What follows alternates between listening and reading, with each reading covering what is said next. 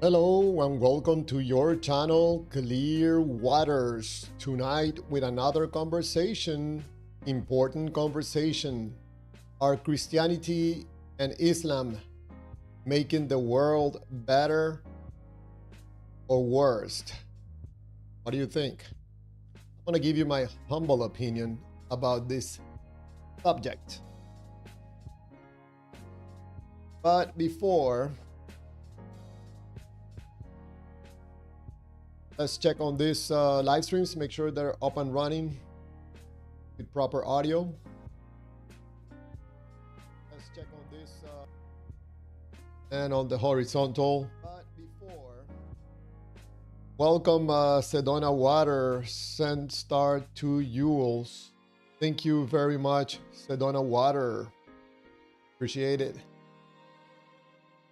And let's make sure that our Discord is up and running. NSRW. It is. That link is valid. So tonight we're going to have an important conversation about this subject of religion. We're going to start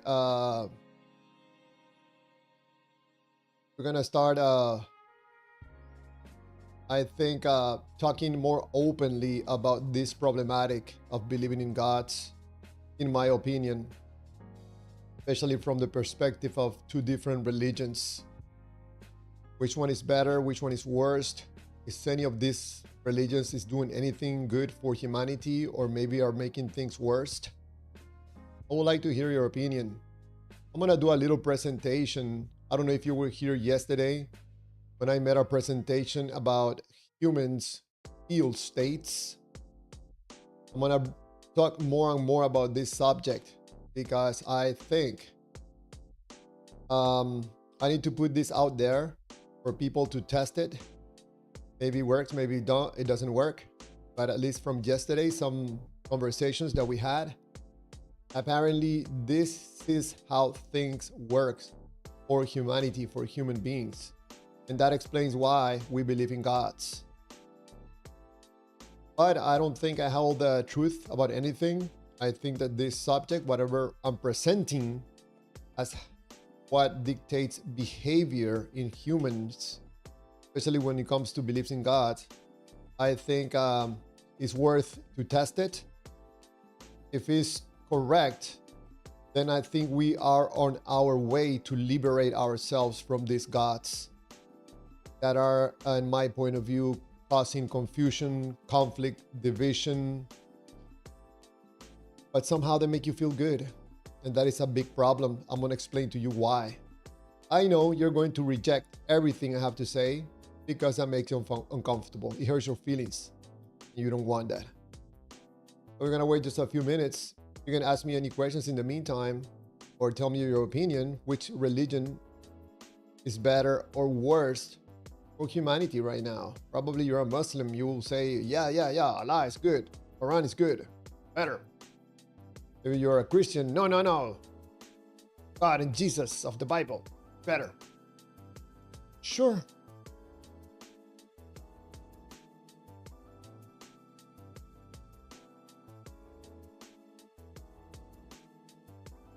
Hey, water. Wow.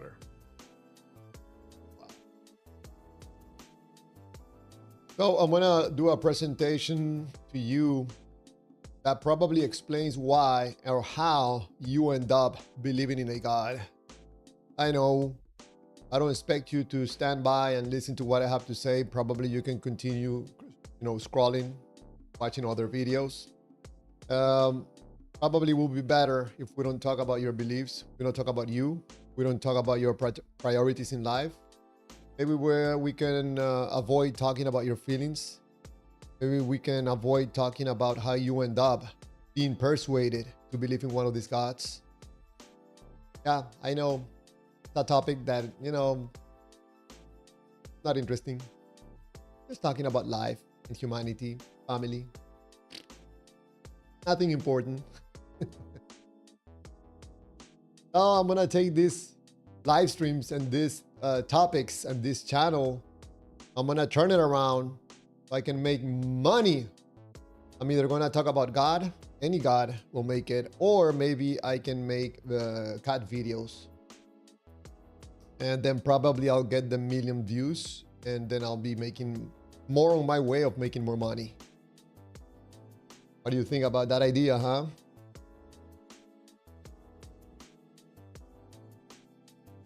Gonna be in the mula, like the trees to just say.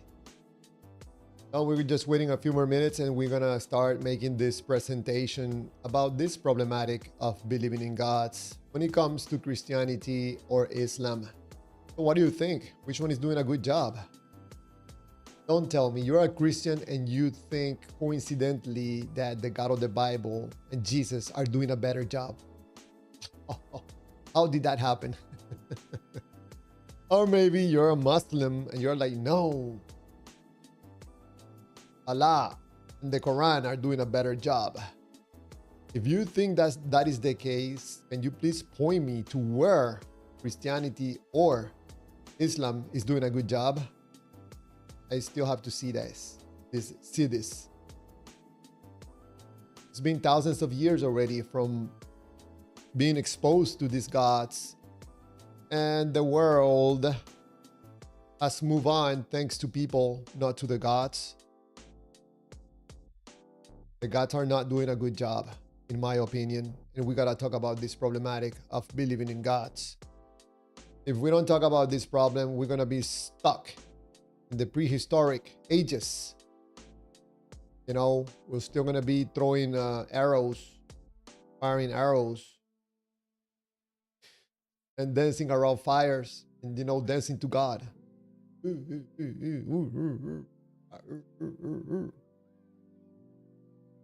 All right, so I think I waited enough. So I'm gonna do this presentation just with whoever is on the live stream right now. 0 people or 2 people. I appreciate you. Thank you for stopping by. So I'm going to talk to you about this problematic of believing in God. It is a problem. I don't know. Probably you have not been affected yet. So it's just a matter of time. When you come to the realization that this is a problem. Mr. Divine Nation Online, Panama, Christianity build your world. I knew it. I knew it. A Christian thinks that the Bible and Jesus do a better job. Is that a coincidence? So let's lower the volume and let's talk about this problem and how this works. How you end up believing in a God. Let me explain it to you. Probably I'm wrong. I would like to listen to your point of view, your opinions. Don't tell me about your beliefs. I already know what you believe. You believe that your Lord is the Lord and Savior. Yeah. So the main point, the main message I want to make across to you is that because you feel good with your God doesn't mean that you are a good person. Ooh, I just kick you in between the legs. I just punch you in the stomach. That makes you uncomfortable. You think because you are close to the Lord, you also think that you're a good person. I'm sorry to tell you, it's most likely the opposite. But you cannot tell. You stink, and you cannot smell yourself. Most likely, if you think that you're close to a God, most likely you feel yourself that you are standing on a pedestal. When in reality, you're not on a pedestal. But that's how you feel because it feels wonderful to be involved with the most powerful being in the universe. That guy, that entity loves me. I'm important to that entity. Yeah. Feeling good with your Lord not necessarily is going to make you a good person. So let me show you this little image.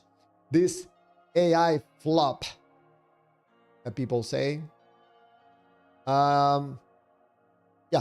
Feeling good with God does not necessarily mean being a good person. Oh, someone telling you truth. You want to talk about truth? This is truth. Probably you think of yourself that you are a good person when most people are thinking probably quietly that you're acting like an a-hole. Here you are judging others. You feel superior. You justify harm. You manipulate people. And sometimes you lack compassion and empathy. Yeah. How did that happen? I remember when you used to be an honest person, you know, dealing with your problems. Now that you are supposedly drunken in this love with God, you think you are the last Coca-Cola in the desert, the last glass of water in a desert. That's how you see yourself now. When in reality, most likely, people are looking at you like, look at this guy. Who does he think he is? He thinks that he's standing on a pedestal just because he thinks that he's close to God. Listen to him saying stuff like he knows what God is thinking, how God acts. Wow. A positive feel state with God is an internal experience. It does not guarantee positive actions towards others. You want to talk about truth? Let's talk about truth. This is your truth. Feeling good doesn't necessarily you're doing good actions. Feel state is not the same as character. Good feelings don't always lead to good actions. If you get anything from this live stream, I'm going to read that again, okay? Good feelings don't always lead to good actions. Yeah. That you feel loved by the God and you love the God doesn't necessarily mean that you're taking good actions to yourself, towards yourself or others. Now, let me explain to you how you end up believing in a God. Yesterday, I presented this as a glossary. I'm going to present it again. If you hear me talking about data, you know that I'm referring to information available to a person. When you hear me saying feel state, I'm talking about the person's current internal experiential state, regardless of its origin. It doesn't matter how you end up in that current feel state. It does not matter. Negative feel state. Do I have to explain that? It's on the screen right now. Positive feel state. You know what I'm talking about. God, love feels good. Value, the degree to which the person perceives the data as capable of changing your feel state. And finally, action, observable behavior initiated because the data acquires value. What in the world am I talking about? Let me show you. Relax, take a deep breath. I know you're angry right now. Oh, this YouTuber guy, this Stinky Waters is not going to be talking to me like that. I'm not going to take it. He's insulting my God, my Lord and Savior. He's mocking God. I think God probably is going to make him pay the optimum price. No, don't go so fast. Relax, take a deep breath, drink some water. So, if you're a believer in the God of the Bible, let me move out of the way and fix this. Some of this stuff, I did it like real quick. So, in the case of the Bible, probably you found yourself in a negative feel state. Somehow, you know what I'm talking about. You're broken. You're sinning, you're doing stuff that doesn't make God happy. It doesn't make you happy. You find yourself in a negative feel state. Now someone comes with the Bible and tells you about God and that God offers eternal life. Probably John 3:16. For God so loved the world that he gave his only one and only son, that whoever believes in him shall not perish, but have eternal life. And you go, wait a second. So there's a God that is offering eternal life? That means I don't have to die? Oh man, that data now has value for me. Now, where is this God? I want to believe in this God. Where is it? Because right now, I feel hope, I feel relief, I feel security, I feel gratitude. That anxiety is going away. Now I feel better because I know I'm not going to die. Voila, you believe in a God. In this particular God from this particular book. Let me give you another example. You are like, man, I'm excited. I like this God. Tell me more. Okay, yeah, I'm going to tell you more. Philippians 4, 6, 7. Do not be anxious about anything, and the peace of God will guard your hearts and your minds in Christ Jesus. That offers you a positive feel state. It can invoke peace, calm. Please, God, give it to me. Give it to me. What else? Trust? Oh, yes, I knew it. Emotional comfort. Man, I can breathe now. Can you give me one more? Yes, give me one more because I like this God. It's making me feel good here right now. All right, I'll give you another one. I know, I'm excited. This God is giving you goodies. Isaiah 41, 10. Fear not, for I am with you. I will strengthen you and help you. I will uphold you with my righteous right hand. Positive feel state, it can evoke courage, security, confident, comfort. In short, it's making you feel good. Right? Are you going to say, no, sorry for yelling on the microphone. This God, has nothing to do with feelings. Sure. If you are a Muslim, come here. Don't go away. Let's look at this from the perspective of the Quran. Because in the Quran, there's also feel good. So, Quran 39:53, whatever. Say of my servants who have transgressed against themselves, do not despair of the mercy of Allah. Indeed, Allah forgives all sins. Indeed, it is He who is the forgiving, the merciful. Oh man. Wow, that's Allah. Positive feel state, it can evoke hope, relief, forgiveness, emotional comfort. Give me that Allah God, man. You know what? I'm going to put aside the God of the Bible because this one feels stronger. First, I feel more emotion, more feel good. What else do you have for me, Javier, from the Quran? I want to listen more. I'm starting to get in that feel state that you're talking about, the good feel state. I'm getting there. Give me more.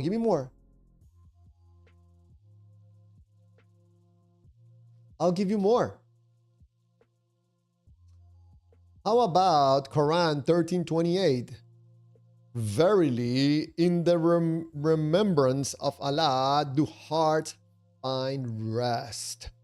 Another positive feel state. It can invoke peace, calm, reassurance, emotional stability. No wonder you like Allah so much, man. I knew it. You like the goodies from this book.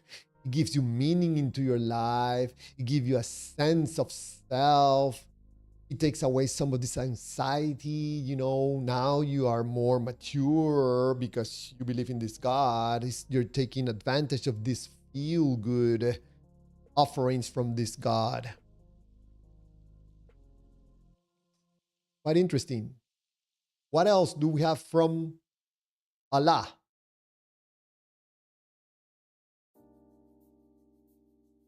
Quran 2, 286. Allah does not burden a soul beyond that it can bear. Oh man, that gives me strength, confidence, encouragement, and security. Yep. Believing in God has nothing to do with believing in God. Give me the emotional benefits. I want to move away from this current negative feel state that I find myself currently, have not been able to make myself feel better. Now that you offering me this data taken from a book that talks about a God, I like it. I want to attach some value into this data so I can put myself from a negative feel state into a positive feel state. And now I can talk with authority about the God of the Bible or Allah, because I find value in the data that works for myself. Wait a second, why other people don't change with the data also? Not everybody changes with the data. Other people don't find value in the data like you do. Some people don't find themselves in a negative feel state like you do. That you believe in the God? No, you believe in the data. It makes sense to you. That's it. That the God is real, it doesn't matter. It doesn't matter what is causing the current feel state in your being. It doesn't matter really what's going to move you away from your negative feel state to the positive feel state. It doesn't matter. It's either a God or a toothpick. It does not matter. There's value in moving or having the ability to take yourself out of a negative spot in your life emotionally and move to the positive. Man, that has no price, like Visa says. In case you don't know it and you were not here yesterday, what's a feel state? The internal experience of a person, its origin doesn't matter. Your current feel state does not matter. It might come from positive or negative feelings, fear, joy, pain, love, hunger, satisfaction, etc., etc., etc. You can read it yourself. The source of your feel state is irrelevant. The feel state is what matters. That's why I keep saying your God is unimportant. It's your current feel state is what's most important to you. My message to you is this applies to anybody in this life, but we're talking about God, so I'm referring to a believer. A believer will consciously or unconsciously avoid engaging in any conversation or activity that could cause them to revert back to a negative feel state.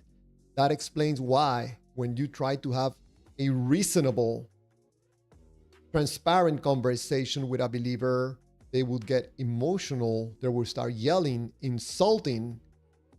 They don't want to get to that spot when you start talking about their beliefs, because something is going to come out that possibly explains why this person believes in the God, and it's not the God. It's their current feel state. It's inevitable that you will hear more and more people talking about this, because I think humbly that this information will liberate us from our ignorance and also liberate us from some of these gods.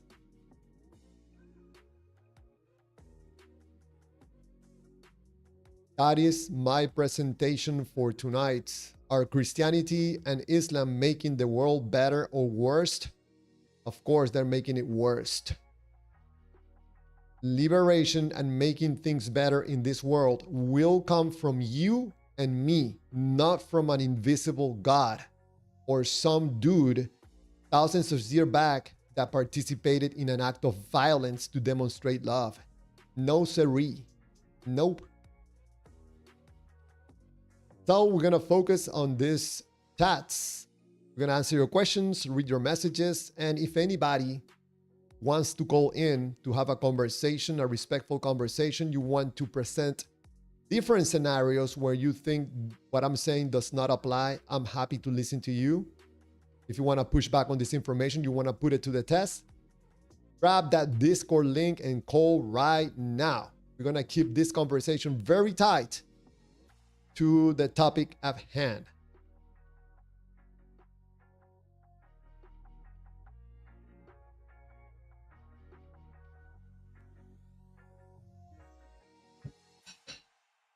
All right. Thank you, Sedona Water. Thank you for the present. I really appreciate it. Thank you. Rainbow, Shangri-La, thank you so much. I'm humble. Thank you, appreciate it. Thank you for the presents, for the jewels. Out of Babylon, I'm a believer, and there's no conversation that will make me revert back. Of course not. There's no conversation that will take you out of your current feel state because it feels good. We're not talking about a God. We're talking about your feelings. Let me jump up to, let me take it, let me go back. Your messages, whoa, you guys were writing a lot. Divine Nature, Clearwaters lives in his own bubble. Divine Nature Online, you know, making a whole presentation, and I live on my own bubble. Wow, how serious can you be? All right. Phantom X, I addressed your misinterpretation many times before. I'm probably talking to Divine Nature Online. Mr. Diva, don't play. On Judgment Day, everybody will know 100% that they do in fact exist. Well, we'll find out that day. In the meantime, we'll come up with other ideas and other ways to make this world a better place. For those of you that are just expecting and waiting for your death, just stand on the side, please, and let people that want to live and want to make this world a better place be able to continue expanding, learning, discovering, exploring. You're done with your God. You close it, you seal it. You're not going to grow as a human being. Move to the side. Diva, don't play. We will never feel more alive than on that glorious date of judgment. Sounds like feel good to you. Mr. Tekken fan, ground truth gives you the empirical evidence you need to ensure digital models actually reflect reality, compare and adjust, check remote data, collect real world observations. Sounds to me, Tekken fan, that you are okay in agreement that we should continue learning and expanding and exploring and discovering. I agree.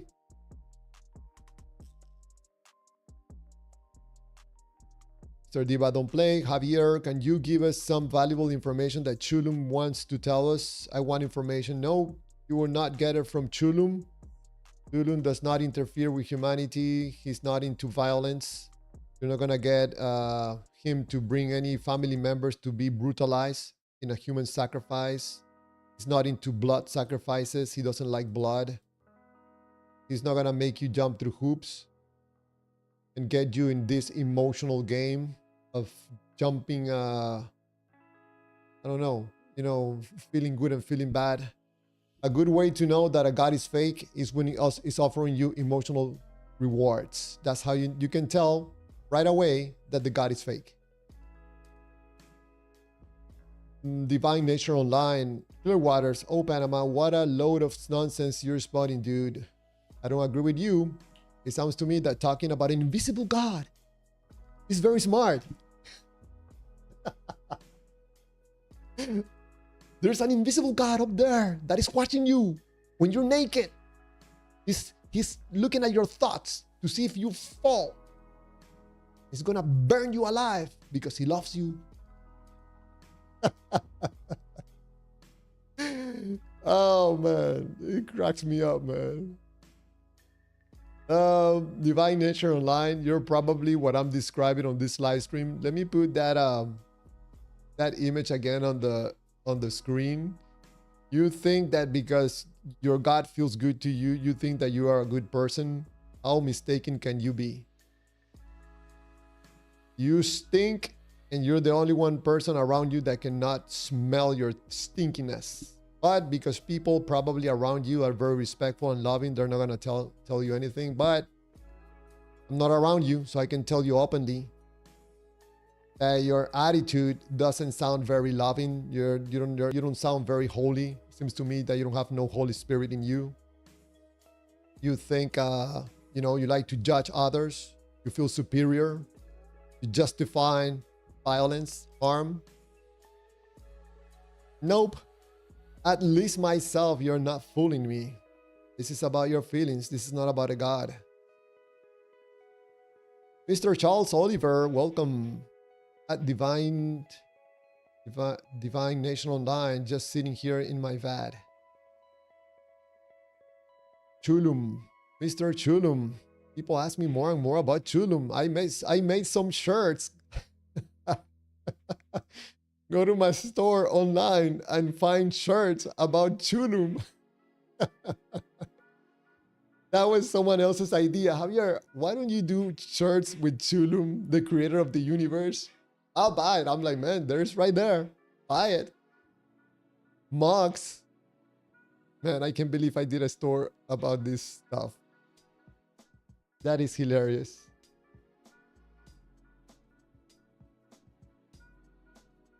Thank you, Rainbow Shangri-La, for the Yules. Appreciate it. Diva Don't Play. Javier, preach about Chulum. Why in the world would I preach about Chulum? I told you that Chulum doesn't interfere with humanity. It seems to me that you need a God. You need someone to tell you what to do with your life. You need some invisible entity to make you feel good and make changes in your life. Otherwise, you're not into believing. You must get something in return in order to believe in the God. Because it creates an emotional attachment. Divine Nature Online. Chulum sounds like an Afro-Caribbean demon god. It sounds like garbage. It sounds like made up. It sounds like whatever you want to make of it. It's not going to change the fact of who Chulum is. And by the way, you can call Chulum garbage. He doesn't get offended. This is not a easily offended God like the God of the Bible. He's not going to go after you, make you pay the price.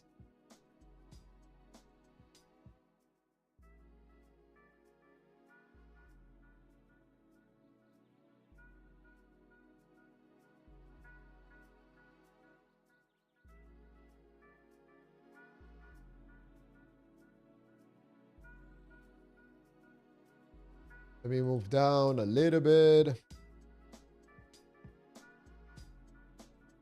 Divine Nature Online at Charles Oliver. You must repent. In other words,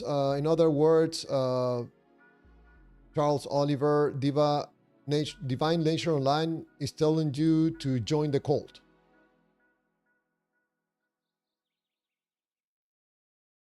Diva Don't Play. Chulum likes chips and salsa. I have no idea what Chulum likes and what doesn't like. I don't have conversations with Chulum. He doesn't communicate with me. I don't communicate with him.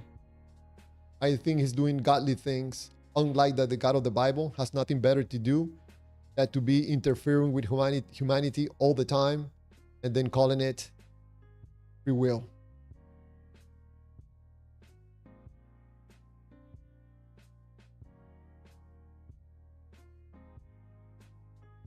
Divine Nature Online, Panama. Unless Jesus is your Lord, you're going to worship Chulum. I don't worship anything.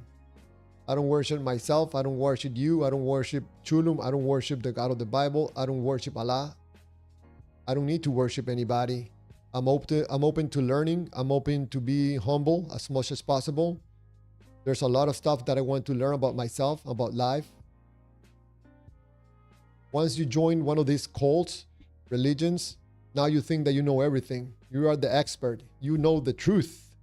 When in reality, you're probably the most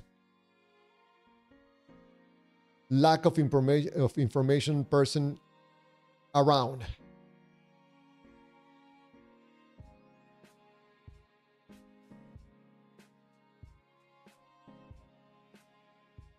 Guys, you can offend Chulum all you want.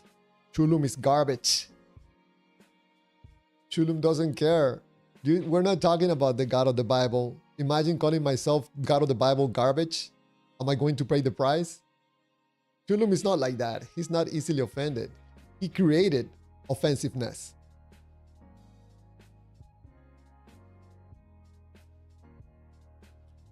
Rainbow Shangri-La, I enjoy your bubble and look forward to your streams every time. I'm catching up on previous ones before I found your channel. Whoa.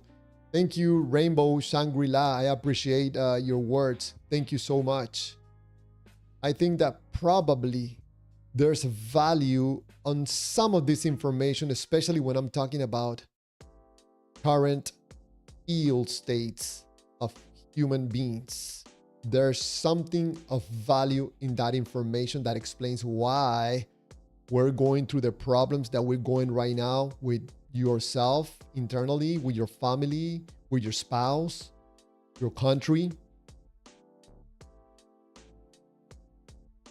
The real Indiana Cones Brew, 100%. Thank you. Diva Don't Play, Javier. Where are you getting this specific information about what Chulum does or doesn't do? You just made positive claims about Chulum, so how are you receiving this specific information? Thanks. I'm not getting any information. I'm not putting Chulum in a positive view or negative view. I know nothing about Chulum. It was just a moment of deja vu or something like that. Something slipped and I had a pick. It was nothing that I was communicated about. I don't know what Chulum does. I don't know.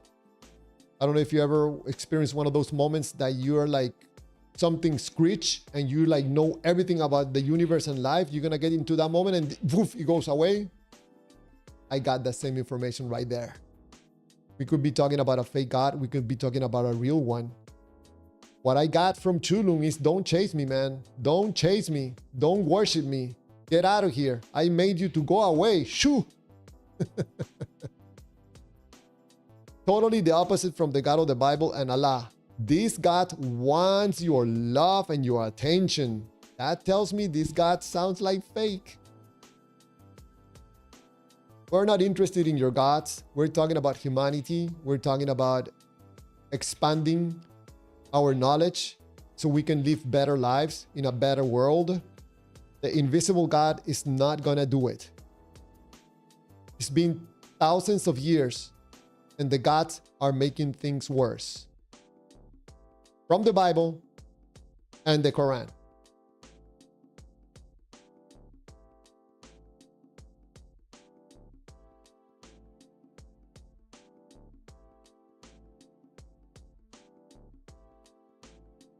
Charles Oliver, Diva is looking for a feel-good replacement. It seems. Find something better than Christianity, extraordinary claims with better promises. Diva will jump ship. I think that if I probably contact Chulum, which I think is impossible to do, but let's say if I contact Chulum, Chulum, can you do me a favor? Can we help these people? You know, can we do something to, I don't know, get them back to honesty and to continue expanding and exploring life? Can you do something for me? Can you make something fly? I don't know.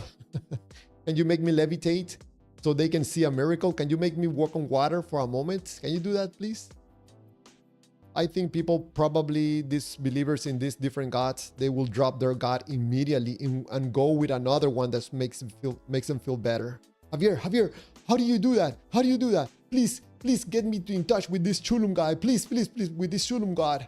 Man, that was wonderful. I never seen a miracle, man. That makes me feel so good. Forget about the God of the Bible, man. Oh, man, I felt the goosebumps when I saw you flying and walking through the water, man. Oh, that Chulum, I love him.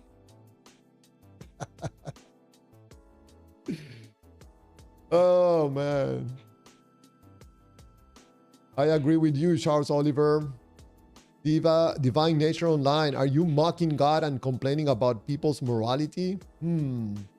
I'm mocking the Lord. Are you judging what's wrong behavior? Look out, the she-bears are behind you. Diva Don't Play, Javier, how do you know Chulum won't be upset if you call it garbage? What are you getting this specific information where? I got it in a moment that the only thing I can explain it is like having a deja vu. You don't know where deja vu comes from, but you know you're having one. I had that moment. I'm like, man, what? So there's someone out there, but why did I get this word chulum from? Oh, okay. So I don't know. I just know that chulum is not gonna get upset because we're talking about a real God. God has nothing to do with feelings. A real God is not gonna make you feel good. Feel good comes from something else. I'm trying to have a conversation and a discussion about it, but you want to take the conversation always back to the God. Why? Because of the emotional attachment you have with the God. You cannot avoid talking about the God. That is okay. At least myself, I have very patience with people that believes in gods. I'm not gonna judge you. I'm not gonna tell you stop believing, stop believing. Like you said, I have nothing better to offer you that is gonna make you feel better than the God that you currently believe is real and loving. Dragon Karatsik, we are so scared of your imaginary friend. Be careful, Dragon. Hersey98, welcome to the live stream. You worship your live stream. I don't worship anybody. But thank you for stopping by, Hersey98. Here 5 days a week, Monday to Friday, yes, because I think I'm doing something good for myself, for my family, for my country, and for humanity.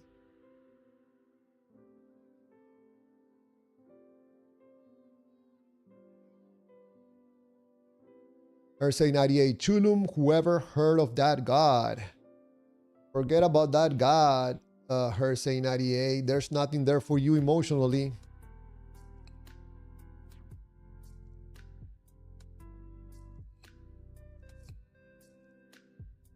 Rainbow Shangri-La at Hersey98. I'm glad that Clear Waters is on every night. I miss the nights he isn't here. Oh, Rainbow Shangri-La, thank you so much. That inspires me. Not everything is negative. Thank you so much. You and other people, give me some positive feedback. I appreciate it. Even though I don't think I hold the truth about anything, I'm mainly asking questions, bringing up conversations. Divine Nature Online. Why should be life better lives? Aren't you Stardust, here today, gone tomorrow? I don't know exactly what you're asking there, Divine Nature Online. I enjoy answering questions and asking questions too. I don't understand your question. Hersey98, that tells me you want to be your own God. Well, you're free to believe whatever you want to believe, even though you're absolutely mistaken, but that's your prerogative. It seems to me you're doing that on purpose. But it doesn't bother me. Divine Nature Online. Chulum doesn't work on Tuesdays. Don't you know that? I have no idea. I don't get in contact with Chulum. Jeremy Wofford. Hello. Diva Don't Play Javier. Why did Chulum create this entire universe and us humans for? Because I have no idea. It seems to me you need desperately an explanation when it comes to a god. You're checking to see if that Chulum god is going to offer any emotional benefits. Javier, does that Chulum god has any goodies, that can make me feel good? I can switch gods.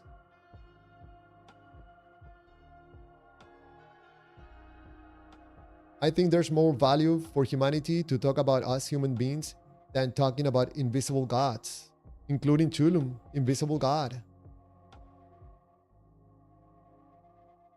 So, Hersey98, I explore life just as much as you, Clearwater. Clearwaters, have you gone and lost your mind? Hersey98, are you externalizing something about yourself that you're not able to see in yourself or don't want to see in yourself and you seeing it in other people? Sometimes the best way to test if what I just said is accurate is to see if that external person that is causing you to be uncomfortable is making you feel uncomfortable?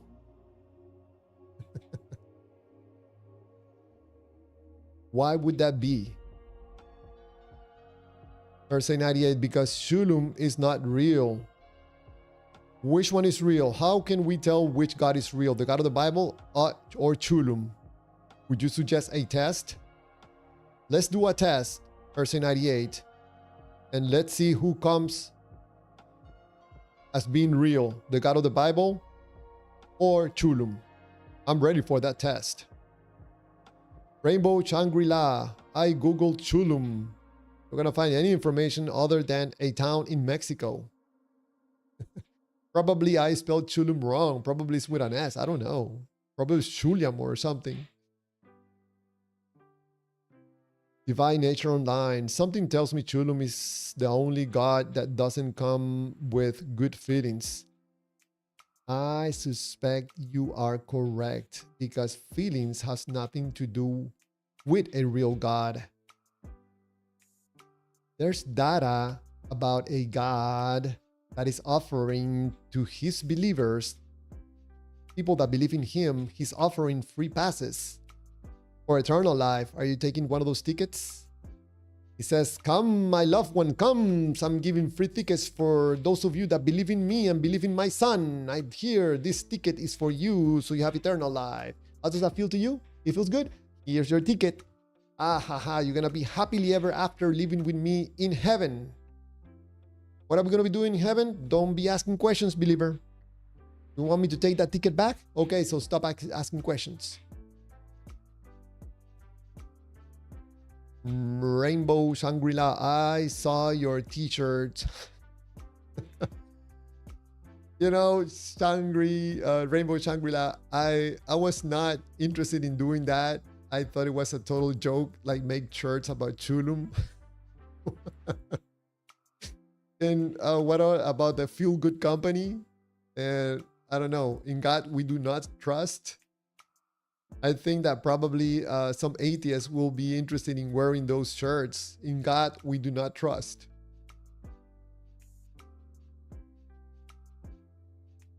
Divine Nature Online, he's the perfect God for you. You know, if I would believe in a God, which I don't, but if I would believe in a God, probably I would believe in Shulam because I think it's closer to a real God. Not like the other gods. That sounds more like made up. They want to make you feel good. They want to give you presents. They want to give you emotional rewards. They're going to change your life for a better way. Thank you, Sedona. Thank you so much. Appreciate it. Wow. I'm humbled. Mr. Charles Oliver, Diva, Shulam is objectively good. It doesn't matter why. Even if it told you, you wouldn't understand. Shulam is beyond human comprehension.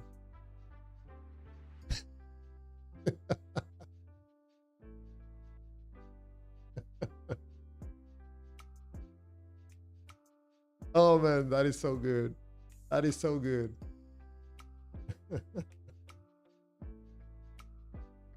Try to understand Shulam.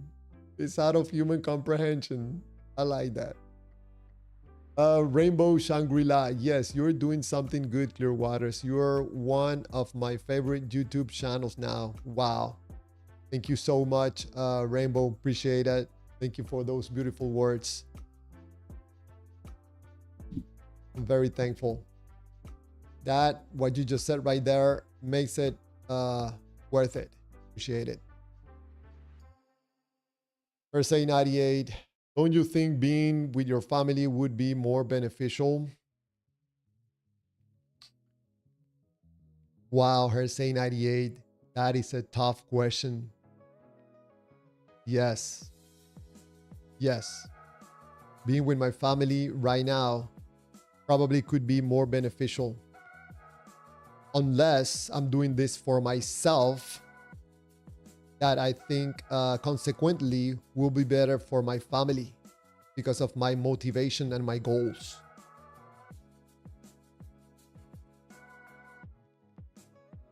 I could definitely work less. I don't know if you heard me before saying, Hersey 98, that one of the reasons I'm doing this is for my freedom. I'm not doing this only for the love of the art. I like transparency. I like honesty. Diva, don't play, Javier. I just want to get all that information I can so I can ultimately choose who to follow, Jesus Christ or Shulam. I'm searching for what's the truth in reality, not just what feels good. Diva, don't play. You're looking for something. Tells me that something inside of you right now, Diva, something doesn't click. Something doesn't click. Some part, in some degree, in some percentage, you find sometimes during the day or the night yourself in a current negative feel state about something. And you are desperately, or maybe not desperately, trying to find a way to move yourself into a positive feel state. I can see it and hear it on your conversations, on your debating, on your excitement. Something is not clicking for you. Can you please tell me if I'm wrong? Javier, you're absolutely wrong. I'm very happy with my God. I don't need anything from you or from Chulo, from anybody else. Leave me alone with my truth.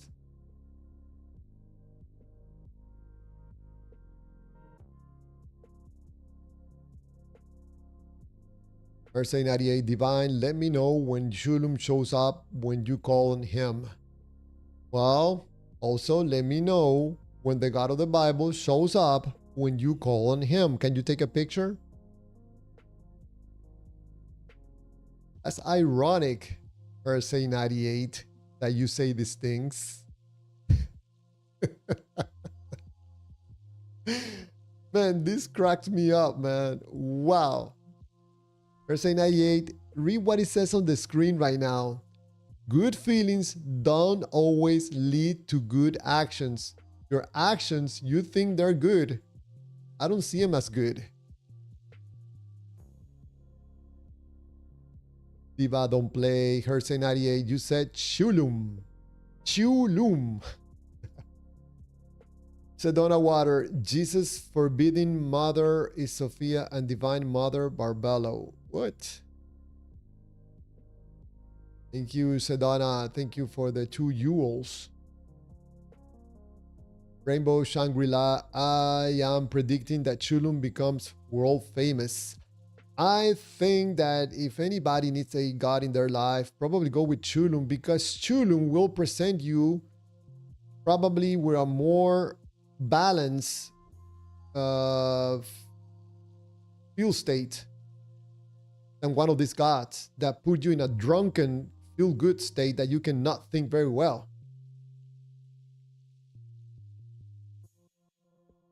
That's if you need a God in your life, okay? You need some divine authority in your life. Hey, go with Chulu, man. No feelings, rewards. You're gonna be able to think more clearly. That drunkenness that you feel good with that God, your God from the Bible or the Quran, sometimes doesn't let you think very well. I agree with you, Rainbow Shangri. Yeah, I think probably more people are going to start asking me about Chulum. The other gods are not making it. Divine Nature Online, yeah, the flying spaghetti monster is out of style.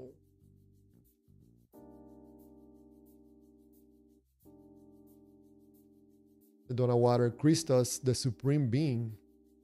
Okay. Rainbow Shangri-La. Oh, that means a lot to me. Thank you, Rainbow. Diva, don't play. Javier, are followers of Chulum called Chuluminist or Chulumians? I don't know anybody that follows Chulum, and I don't know why would anybody follow Chulum. But for people that need a God in their life, you know, go with Chulum. Thank you, Sedona, for the gift. Appreciate it. Thank you so much. Rainbow Shangri at Sedona. I don't always chat because I am. Hersey 98. How is this going to be more beneficial to your family? Please tell me. Verse 98. I don't think you are with me 24 hours a day. You don't know my life. You don't know my job, my work, what I do for a living. You don't know in what state I am emotionally, economically, what's going on around me. So there's a lot of information that you're lacking right now. I go again about doing what I think is good for me, for my family, for my country, for this world. If I don't do something for myself, I'm unable to do anything for anybody else.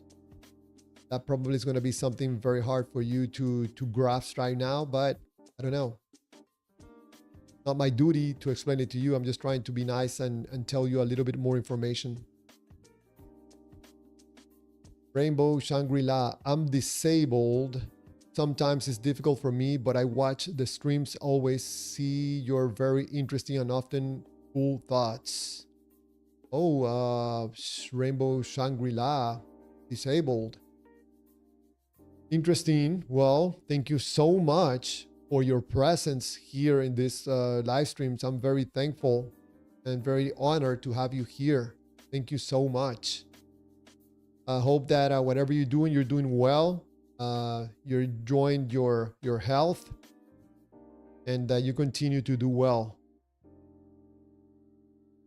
Verse 98. Or is it that you're very selfish? I think that I'm very selfish.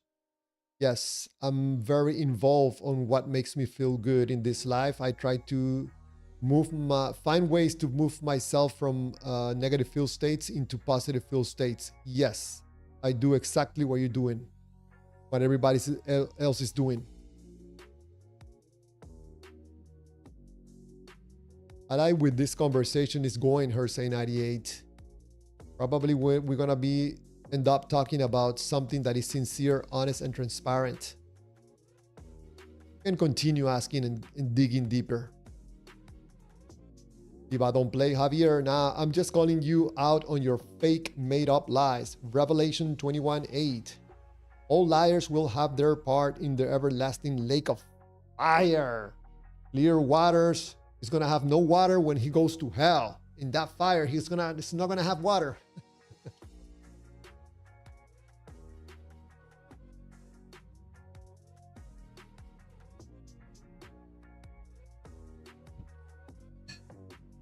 That's all right, Diva. Don't play. That's all right. We're calling everybody's fakeness. I'm trying to get into conversations about us, ask questions, explore, and I would understand why you or a believer in one of these gods will not want to understand things about life, like, for example, why we feel what we feel. It's better for you if you're attached to one of these gods, continue believing and continue being stuck in life, explaining anything or everything with the information about an invisible God.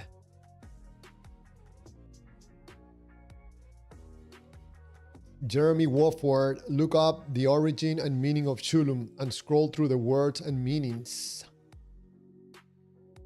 Maybe that's for Diva Don't Play, that he's researching the lies from Chulum. I don't know, probably Chulum end up being real and teach Diva a lesson. Divine Nature Online, Panama, you told me you are not a good person. Is that right? I'm not a good person. I'm not a bad person. I'm not a good person. You want to put labels on me? Put whatever label you want. Put me atheist. Put me an agnostic. Put me a believer. Put me a good, bad person. Do whatever you want. I know why you're trying to put labels. You need these labels. And you need these labels to point to the God. Right?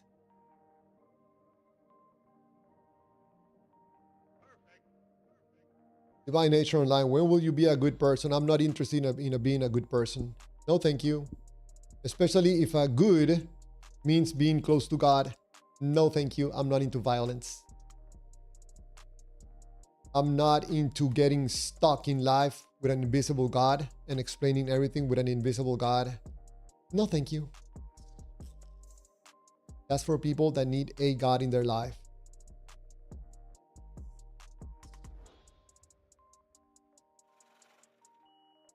Verse 98, I see God in a lot of things in my life.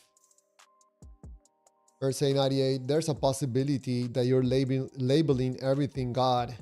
That makes you feel good, you know, continue doing that. I don't want to label everything with one of these gods. I don't feel good about it. And I think it's negative for people to do that. And I think it's negative for humanity to be labeling things as one of these invisible gods doing things for us, like saving us from his wrath. Some crazy stories, but you know, I understand that people attach themselves emotionally to the God, so it's very extremely difficult.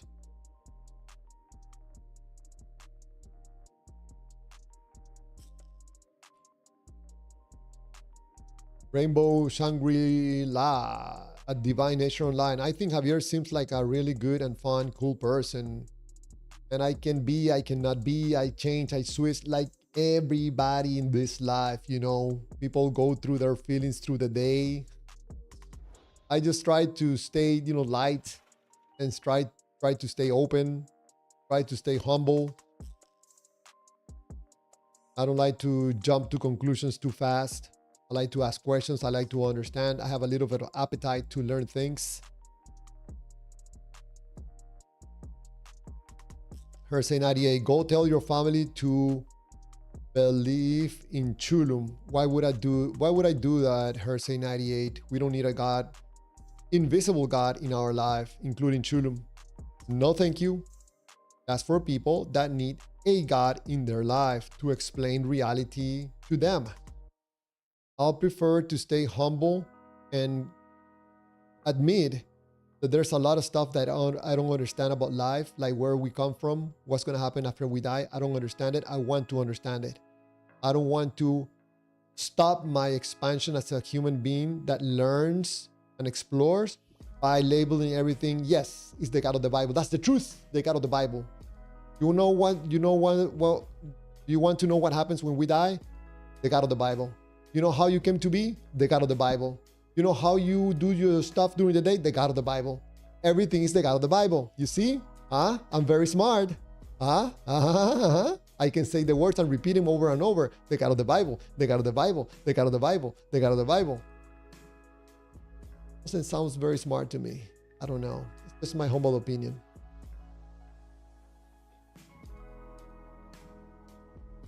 I remember the other day, there was a guy that came into the Discord that he communicated with Jesus. You guys remember that night, that live stream? He explained everything with Jesus and the Bible. Something is bad? Yeah, it must be a demon. It must be something, some negative energy. And there's people that are into witchcraft without using the word witchcraft. They use the word God. But this is witchcraft. Talking about demons and spirits and sacrifices. Look at yourself. When did you learn to talk like that? What happened to you? Javier, there's some demon that's inside of you. You're deceiving people. And you're going to pay the price. Oh, hold on. Wait a second. I have to take out my garbage. I'll be right back. And continue telling you about the demon that you have inside.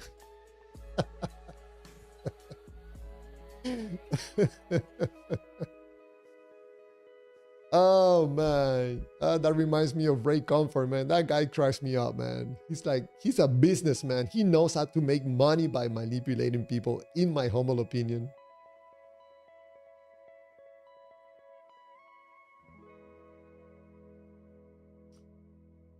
Okay, where did I left off?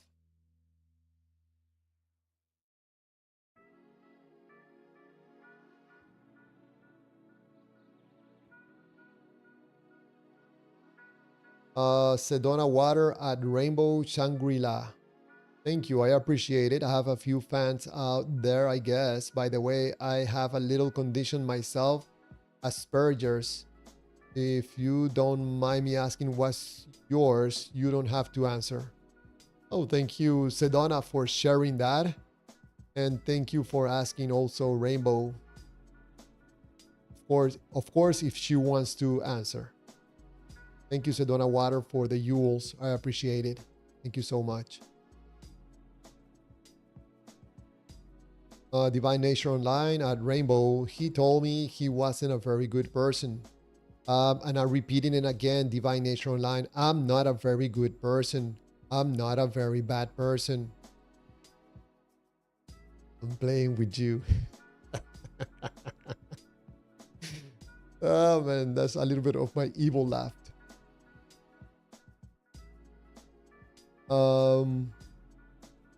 Rainbow Shangri-La Sedona, I have autism and anxiety and panic disorders, CPTSD, and I have physical issues as well.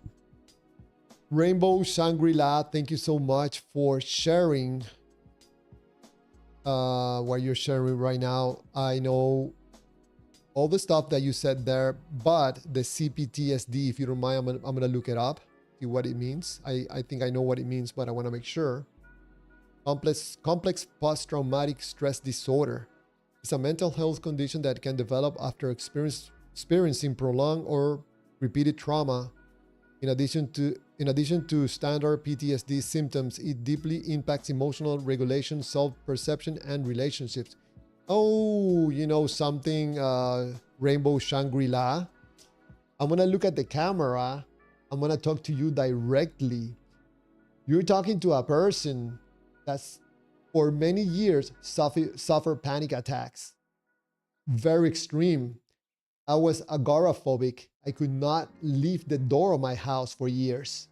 So I know exactly what you're going through right now. Trust me, I know how it is. Everything pretty much is gone now. A little bit issue with flying, but thank you for sharing what you just shared right now.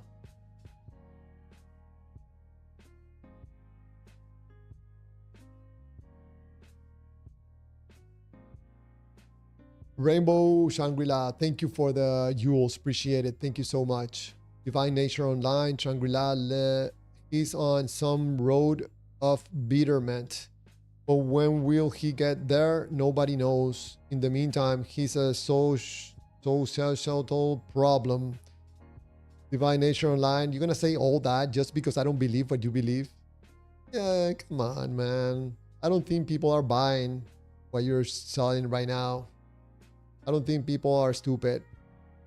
I don't think they're falling for that. But if someone falls for it, their prerogative. I just don't believe what you believe. Let's not make that complicated. I'm not attached emotionally to a God. I'm not trying to move myself from a negative feel state to a positive one through a God.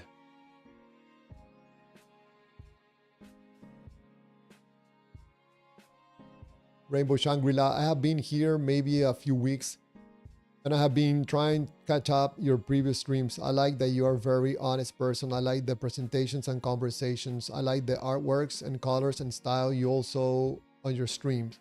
I also giggle every time you say dirty waters, stinky waters.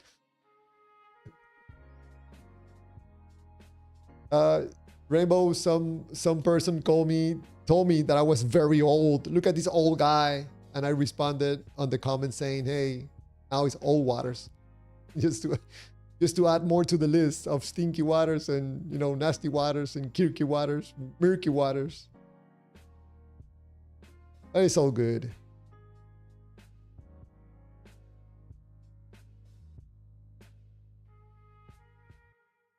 Thank you so much, Rainbow Shangri-La, for pointing that out. I tried to make it a little bit, the streams a little bit, you know, not to be so boring.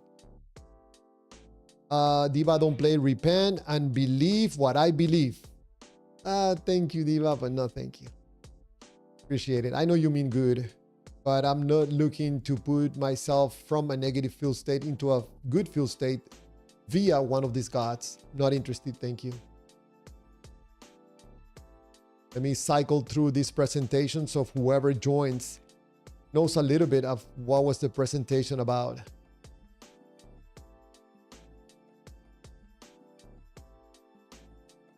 Rainbow Shangri-La. Joe Cohen was the first streamer of this subject I watched. Became robot goat fan, then found you. Now if you're live, I chose your live streams always. I really like Rainbow. I really like John Cohen. I think that's a smart dude. I like the way he talks, you know, like very nicely, very eloquent. I like it. I like this guy, John Cohen. He's mostly very nice with people, you know, and lots of patience. So I joined his channel too. I found him probably like 2 months ago. I like to watch his videos.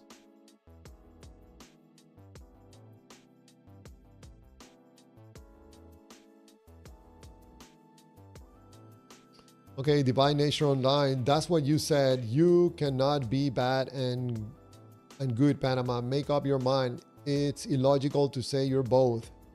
I'm both and I'm neither. I'm gonna throw that bone at you so you can continue, you know, dealing with this goodness and badness. That keeps you busy for a little bit.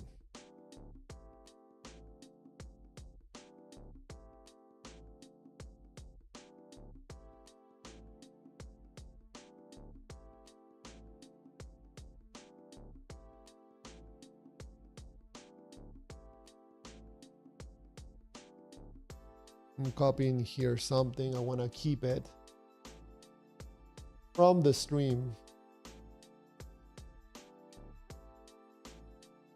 So far, we have no calls right now. That's good, or that's bad. I don't know. I'm going to put up that glossary because I would like for people to understand when I'm talking about field states, what in the world I'm talking about.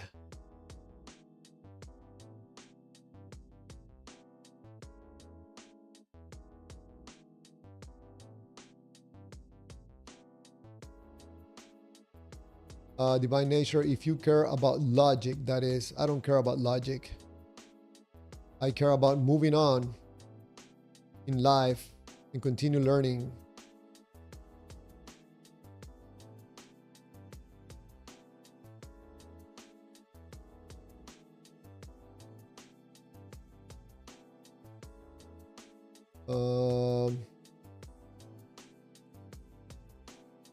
Man, where the messages went too fast. Come on. Where did he go?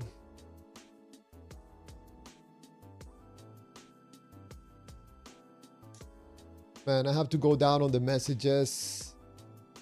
They're going too fast for me. So I have to go down, go down, go down.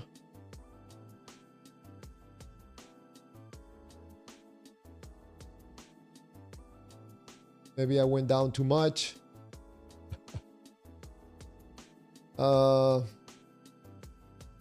Okay, let's pick it up. David Martinez. Ray Comfort is a fake as his God. Ray Comfort is a businessman. He makes money selling God and salvation, in my opinion.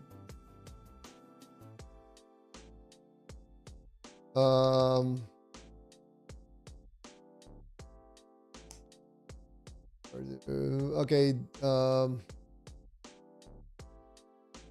David Martinez.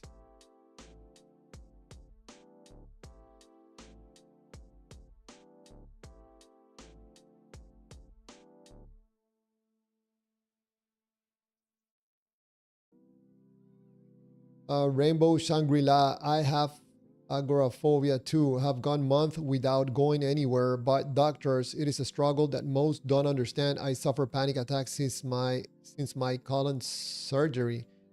Really, Rainbow? Rainbow, I think sometime I would like to have a conversation with you. If you don't mind my asking, I would like to know More or less. How old are you? Are you less than 50 or more than 50? If you don't mind Mike asking, you don't have to answer, okay?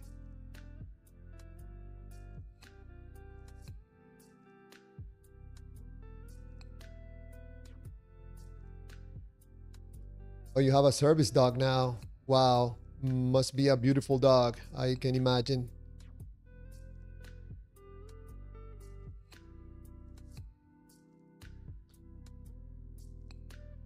Diva, don't play at Rainbow. God will deliver perfect justice in the earth, and because He's God.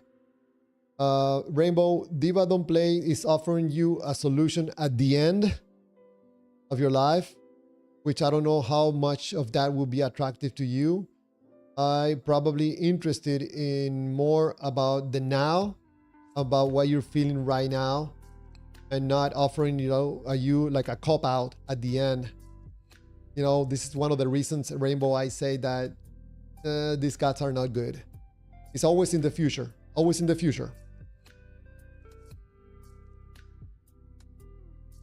Say 98. So Clear Waters, when did you go out and help another human being?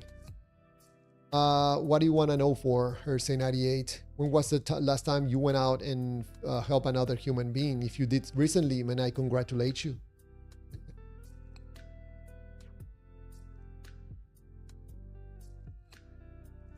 Rainbow Shangri-La, I'm almost 45.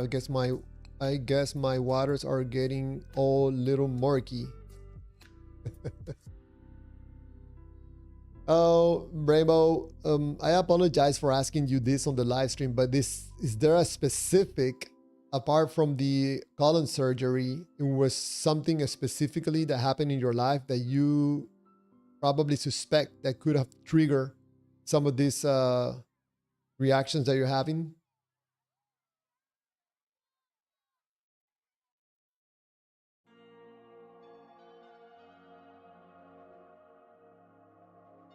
Charles Oliver, free death insurance salesman. It only costs you your ethics and logic. I agree with Charles Oliver. Absolutely. In other words, you have to sell your soul to one of these gods.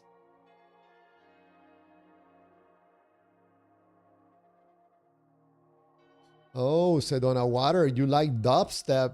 I like dubstep.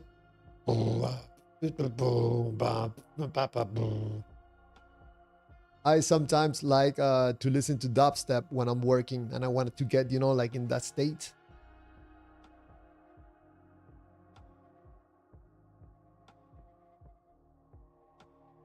Rainbow Shangri-La, you love dubstep too. Oh, awesome. And techno is awesome. And Detroit native, the birthplace of techno. Say 98, does clear waters make this world better or worse? I believe I'm doing something good for myself, for my family, for my country, for humanity. Yes. What are you doing that is good for this world, Say 98, apart from believing in one of these gods?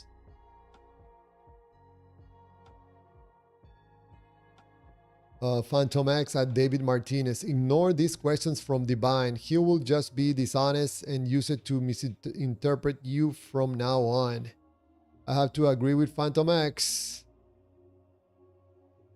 I think that probably Diva Nation Online thinks that because of the God feels good, he thinks he's a good person by judging others, putting himself in a pedestal, trying to see who's good, who's bad. You can turn very easily yourself into an awful human being by believing in one of these gods. And the worst thing is that you're thinking that you're a good person.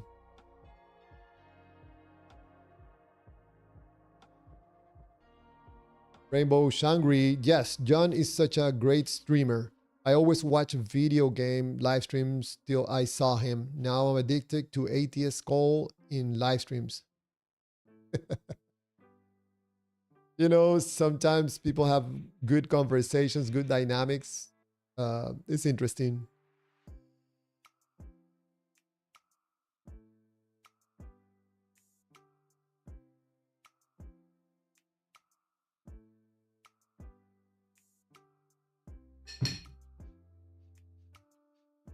Rainbow Shangri, well, clear waters does make my world better. So that's something I do have. I do have a. Do you have any pets, Javier? I love pets. But since my last dog died many years ago, I have not been able to have another dog. It just broke my heart to the point that I didn't want to have any more dogs. I really had a really hard time letting go.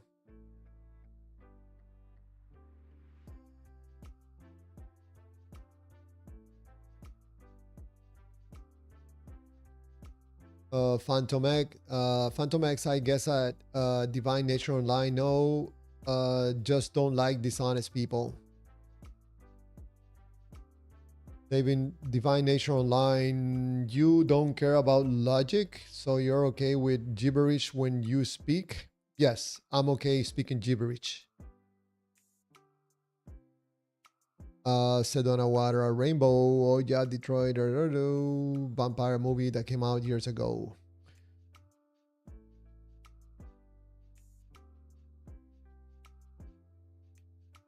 Okay, Diva, don't play Javier.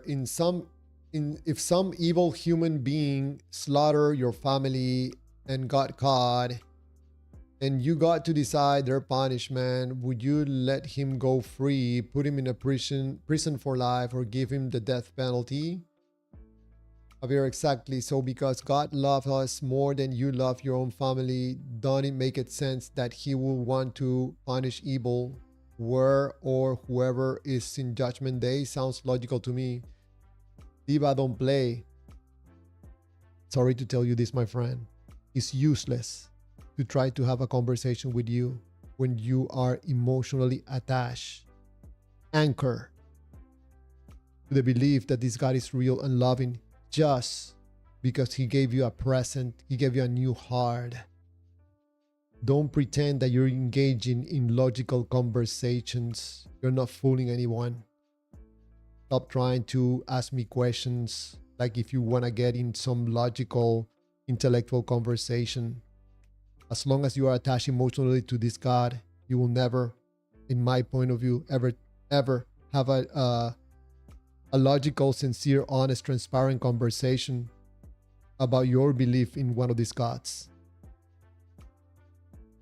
So my recommendation, try to not burn so much energy trying to ask me these silly questions about evil and punishments.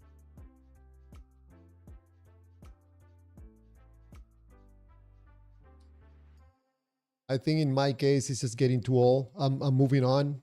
You want to get stuck in these useless discussions? I'm moving on, Diva. I'm continue expanding, making proposals about human behavior.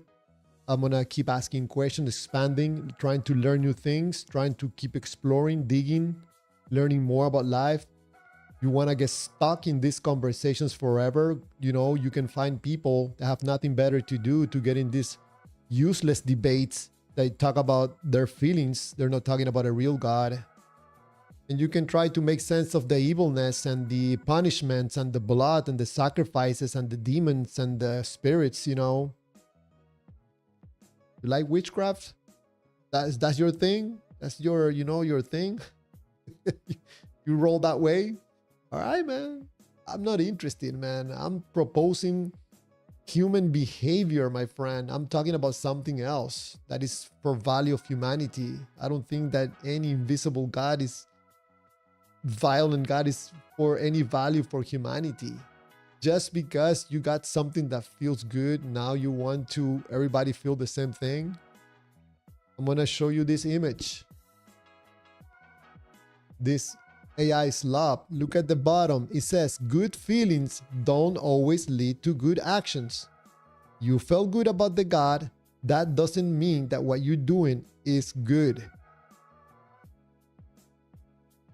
People that believe in a God normally, not all the time, will judge others, feel superior, justify harm and violence.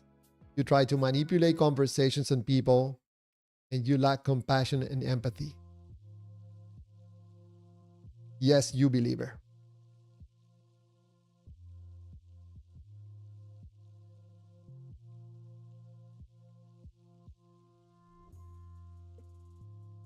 Divine Nature Online at Phantom X wasn't dishonest. You're falsely accusing me of dishonesty. I have proof of your argumentation and it made it absolutely no sense. Even Javier didn't understand your arguments. The Divine Nature Online, you know, even if I didn't understand it, I asked questions. I engaged in listening to him, trying to understand his point of view, trying to see if there's value, trying to see if there's something wrong. Engaged in a conversation. I'm not trying to impose my silly beliefs on him, or him trying to do that to me. It seems that Phantom X is being accurate when he's describing you as dishonest in your supposed logical and smart conversations.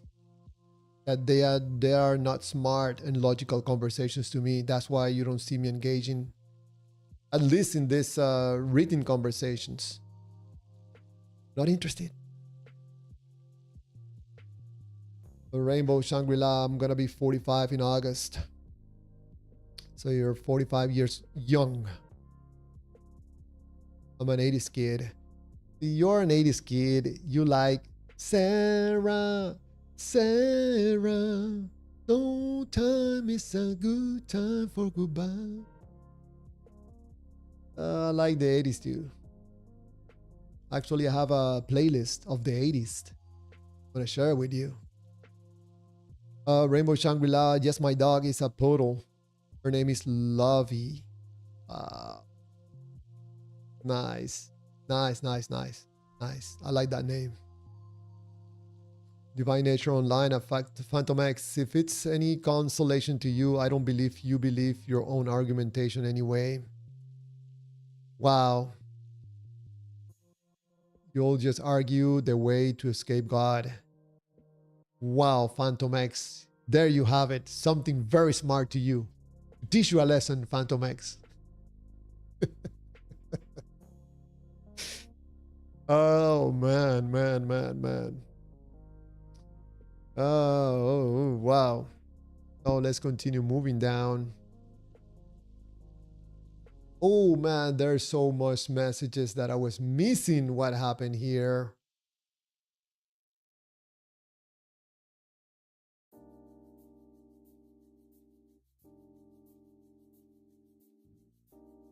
I have to go down because sometimes I pause the chat so I can read some of the messages, and then when I go back to the current messages, it just jumps like, I don't know, like 40 messages.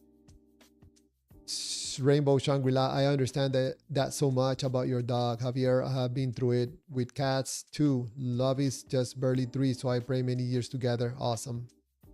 Yeah, it's painful. Mr. King David, welcome to the live stream.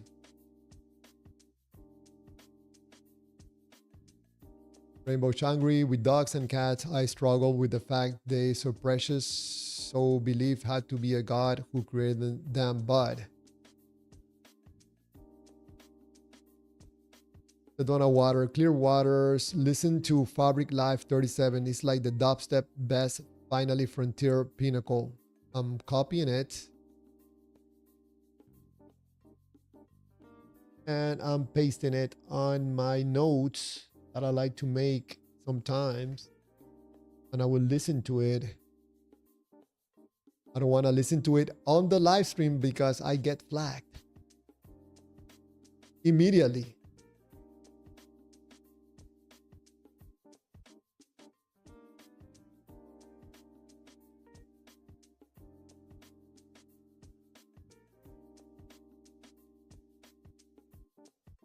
Okay, Divine Nature Online. Wait, do you care about logic or you don't care about logic? Get up your mind, Panama. I care about logic in an uncaring way. Take that bone so you can entertain yourself with that one. Probably it's gonna keep you busy for a few minutes.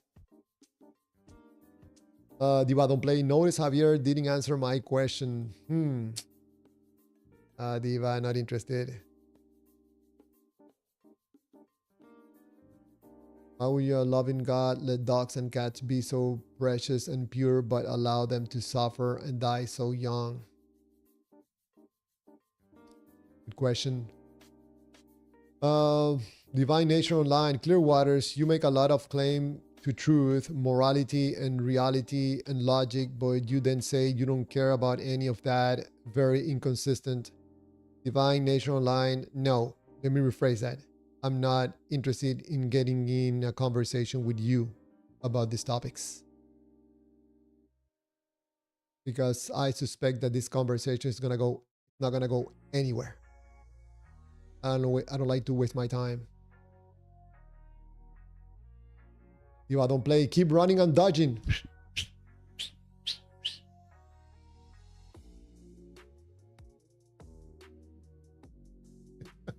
You know what happens, Diva? I cannot handle the truth. I cannot handle the truth of the Lord and Savior. That's the problem.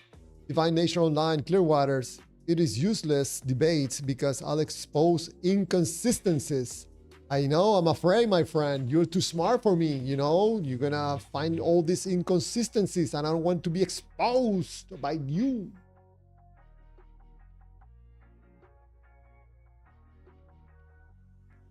Diva, don't play, Javier. You can run for all the rest of your entire life, but one day you won't be able to run anymore. Judgment Day is coming and it's gonna be bad, Javier. You're gonna feel really bad. You're gonna feel really bad. You're gonna be full of negative, full of a negative feel state. So you're gonna suffer in a negative feel state for eternity. Booah. Diva, don't play. You wanna write the laugh? Booah. Divine Nature Online, Clear Waters, what's wrong with judging? You seem to do it also. Yes. With no God. You're doing it with a God. I don't know. Divine Nature Online, I'm proposing something about human behavior. What are you proposing besides repenting and believing in the God that you believe is real? You know, only for someone that is broken emotionally and they want to get themselves from a negative feel state, yeah, you can offer them the God, you know. They don't have anything else. They're going to take the bait.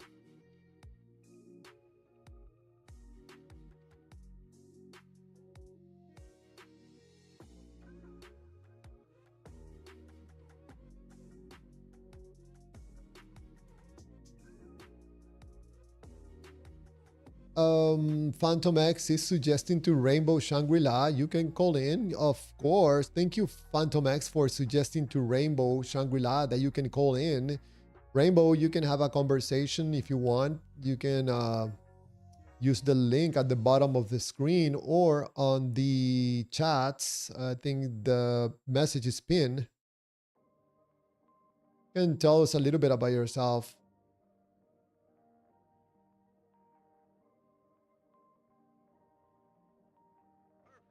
Diva, don't play. Oh, where did you go?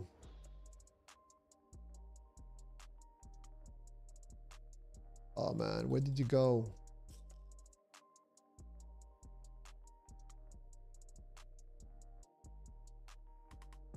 Oh, there you are. Okay, Javier.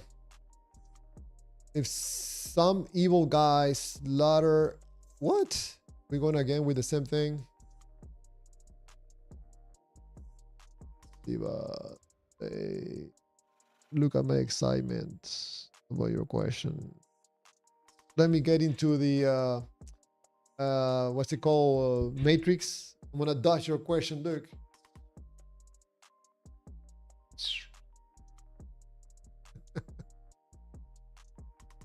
if I don't play this conversation, it's like when people want to talk to me about football, I'm just not interested in the game, you know. People that don't even play the game, they're talking and getting excited. You know, this guy he was penalty, or you know, they call offside. I'm like, man, I'm not interested. Thank you. I don't watch football. I like playing football, not watching it that much. You like your game. You play this salvation game very well. I'm not interested. If you want to get in a conversation about human behavior, yes, let's talk. I think it's more beneficial for humanity than talking about some invisible God that likes to, I don't know, do his wrath on people. I don't understand it. Not very interested. Divine Nature Online, Clearwater. So you also think I'm dishonest? That's a terrible accusation.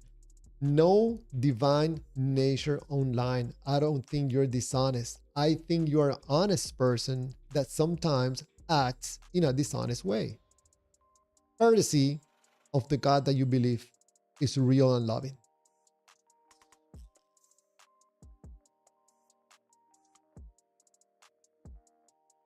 So don't play the victim game that I'm accusing you. That doesn't work here, my friend. Kim David 7MU. I'm bored. I'm gonna get dinner. God bless you, everyone. Follow Jesus. He's the only way to God. So that's more exciting. Follow your God that you believe is real. All right. Very exciting, my friend. Go have your dinner. I follow your God.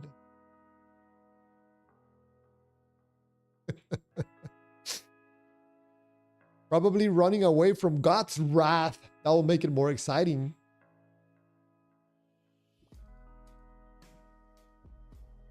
Hersey 98, keep your daytime job clear waters. Hersey 98, that sounds like someone that is hurting emotionally would say that. I'm sorry if the information that I'm expressing and sharing with people makes you uncomfortable.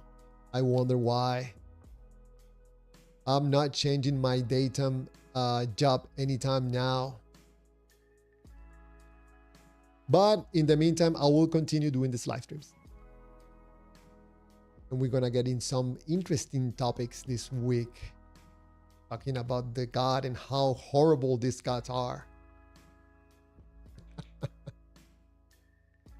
Oh, man. Rainbow Shangri-La.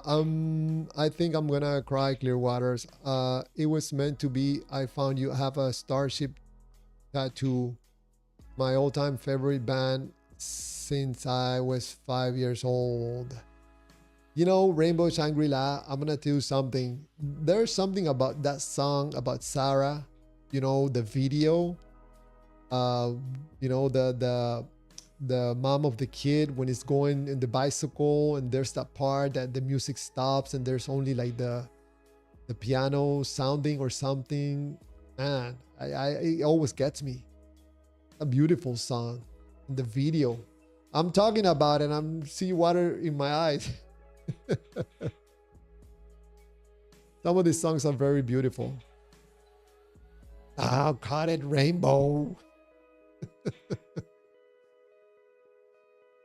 Let me drink some water.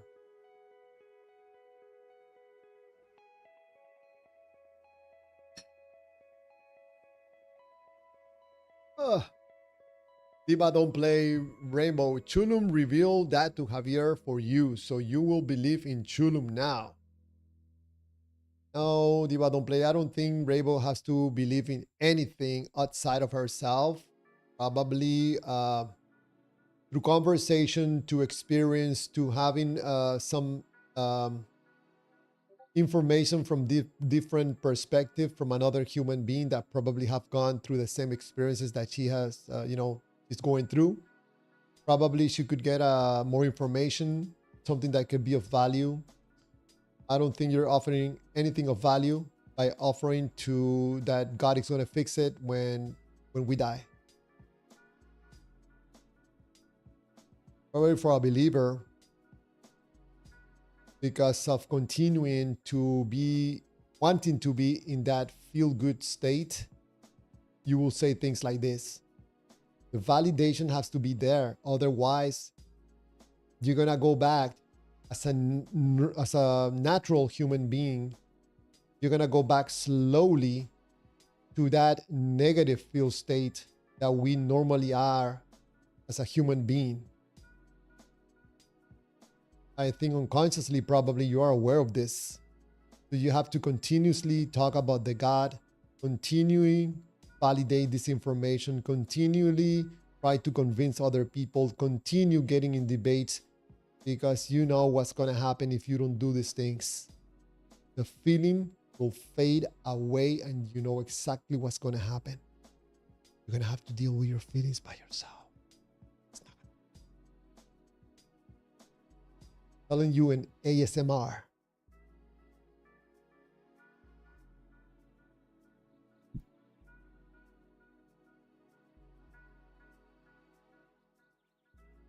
David Martinez, divine, I have to live in reality, not some what if. What if, David Martinez, if God is real? What if he's really gonna judge you? What if there's nothing there? What if it's Chulum waiting for us? What if it's Allah? What if? Come on, give me your bets. Are you betting on red, betting on black? Which is gonna be? Bets are open, come on.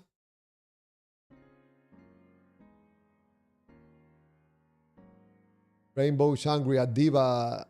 It's the power of Chulum. Oh man. I like it. I like people, you know, making fun or having fun with Chulum. Probably he's up there like, oh man, these humans cracked me up, man, making jokes about me. Nicholas Holier, Clearwaters, how do you deny 2,000 years of church history? How do you deny 10,000 years of people fooling themselves? I'm just kidding. How do you explain people understanding and finding a way of moving away from their current negative feel state into a good feel state, courtesy of one of these gods? Nicholas Holier, we're getting into human behavior, which I'm trying to get the discussion to be about. But for some people, this is about God. I'm not talking about God. I'm talking about you and me. 2,000 years and look at the world right now, Nicholas Holier. The gods are not coming to save us. The gods are not making this world a better place. This is something that we have to get ourselves out of the ignorant states that we are currently at and take action in proper ways to make our lives better. Through honesty, to transparency, to having more decency.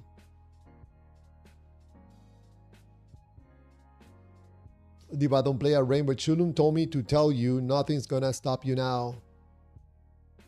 Diva, don't play rainbow. I would not listen to anybody that is supposed giving you message from Chulum, because Chulum doesn't interact with humanity. That's the only thing I know about Chulum. But nothing gonna stop us now. Nothing gonna stop you now. Divine Nature Online, Clearwaters. The conversation will go nowhere. You want it to go. Probably yes. I want it to go to human behavior. You want to take it to the God. Not interested. Unless you're going to have an honest conversation or you're going to preach to me. Not interested, my friend. I think more and more people are calling you out. I think you're preaching. You're not getting really in an honest, transparent conversation.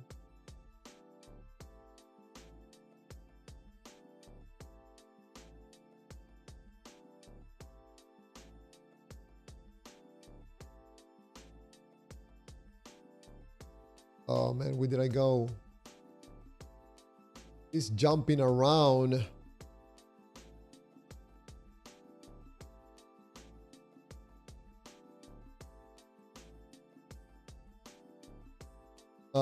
Diva, don't play. Proof from a Shulumist. Rainbow Shangri-La. Shulum came to Earth on a Jefferson starship, maybe. Divine Nature Online, Clearwaters. It's okay. You just want to live in your blind faith. Probably you're right. If I don't play, nah, it was on a Jefferson airplane. Divine Nature Online, Clear Waters. We did have good conversation either way. Yeah, I think either way, Divine Nature Online, I think we're civilized people. We don't agree on anything, you know, but at least we can engage in conversations.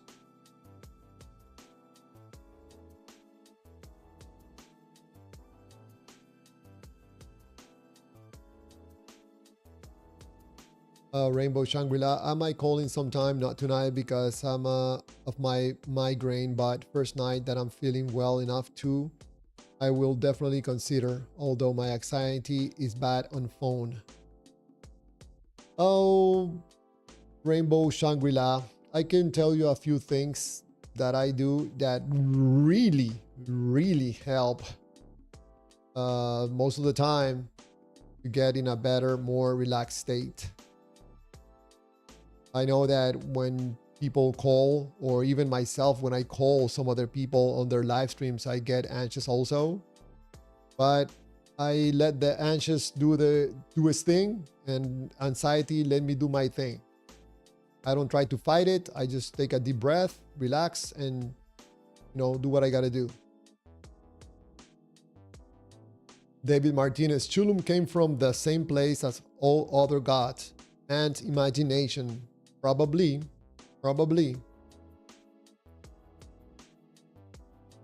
If I don't play Dutch, baby Dutch. And that sounds like the double Dutch into down the street. Double Dutch. That's the question, baby. Dutch in the question, Javier. MJ's the 5D. No. If I don't play wrath against all things evil that he did not create, because evilness was created by itself that he did not create, even when he's the only creator of the universe. Very understandable. Divine Nature Online, Clear Waters, I think you're honest, but you are sometimes dishonest. You're right. You don't care about logic. I don't care about logic when it comes mixed with preaching. Man. Sometimes there are days and days I don't have patience for that sometimes. The moment you say no, but you don't understand because God is the truth. Oh, come on. I get like, Lord have mercy. Rainbow. Yeah, I look forward to those streams. Yes, the video is so emotional. Knee deep in the hoopla. It's a super album from start to finish. I love Sarah. I think that my three favorite songs from Jefferson Starship is Sarah.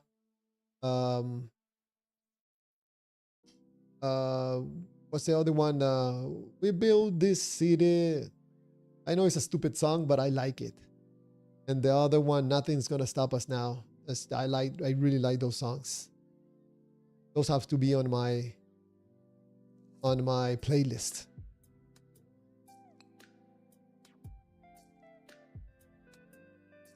David Martinez, divine, no imagination is in reality. Mr. Jeremy Wofford, XRP, but be looking at America 250. Is that XRP as the crypto coin?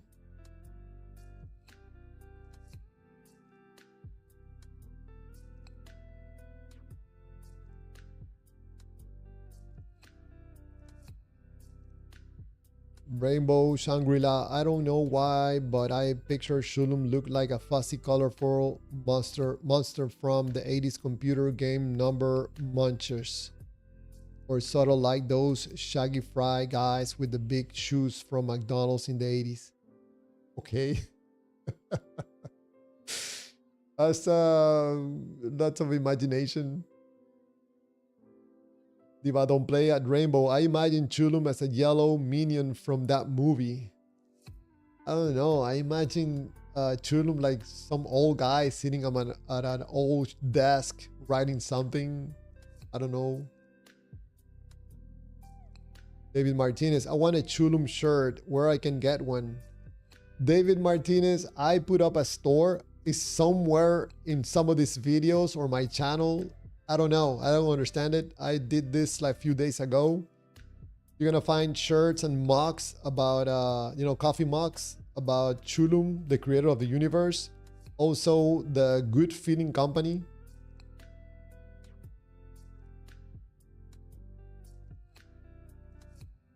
It started as a joke, recommendation from someone like, Javier, can you do like some shirts about Chulum? I'm like, man, shirts about Chulum? Who's gonna buy those shirts?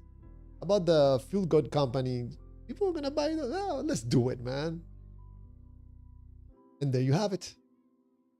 The Clearwater store. Oh, man. Who's on the Discord? You can call in and have a conversation if you want. I normally don't read the messages on Discord when I'm on live. All right. Where are we? Yeah, David Martinez. Somewhere in this channel, there's a store. If I don't play, I want Chulum's book, so I can get real understanding. Yeah. I don't know. Maybe I can come up with one. Make up one. Someone can make up with the Bible. I can make up with Chulum's book. I don't think I would not do that. David Martinez, I want a Chulum shirt. When I can get one. Okay, I just said that on the store. I don't know if it's on this video, somewhere on this video, or in my channel. Rainbow Shangri-La. Chulum is modern times, Diva. He just uses these live streams. This is a sophisticated God, Chulum. He uses technology.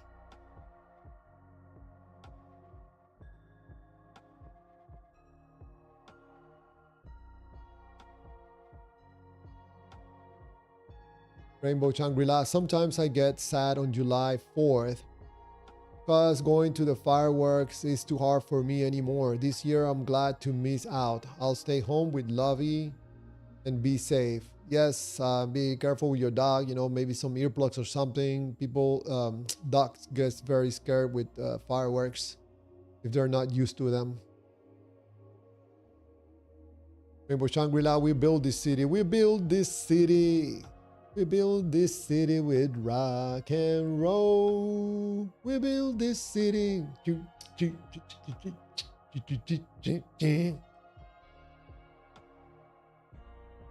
If I don't play, the best song by far in the 80s was Michael Jackson's Billie Jean. Oh man, Michael Jackson. I don't go to the movies, but I gotta watch that Michael Jackson movie. It looks awesome. I want to watch it. I think this kid, his nephew or something, I think did a great job just by looking at the trailer.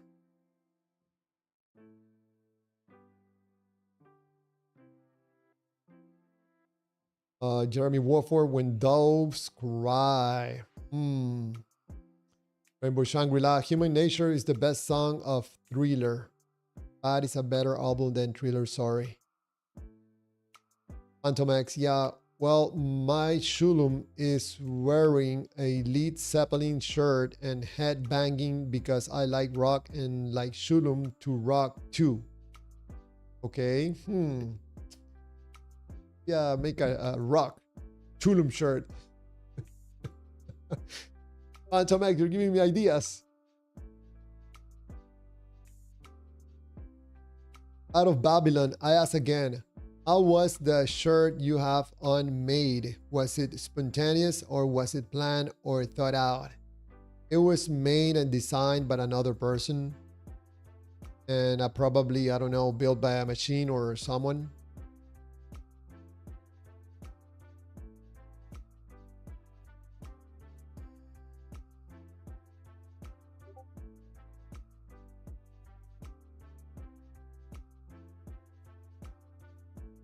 Jeremy Wofford, Waters, your song might be Sledgehammer. Man, Sledgehammer, if I'm the same song that I'm thinking about, the video is also very creative. Sledgehammer, yeah, I think we're talking about the same song. It's just with the music in the background, it's a little bit hard for me to think about songs. Kim David, Clearwaters used to be so much more meaner. You have turned out a new leaf. Would you consider changing your name to Sweetwaters? And that's gonna be another addition to the list of names. Murky Waters, Stinky Waters, of course Clear Waters, also Old Waters. Now Sweet Waters? Are you sure?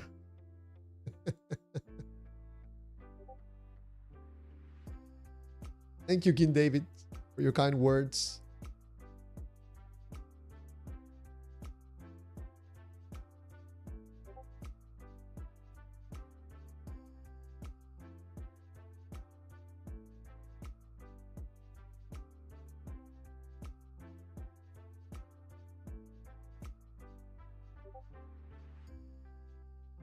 Oh, I'm planning on ending this live stream at 3 hours because probably I couldn't get some good sleep tonight. So probably we'll do this 1 more hour and call it quits.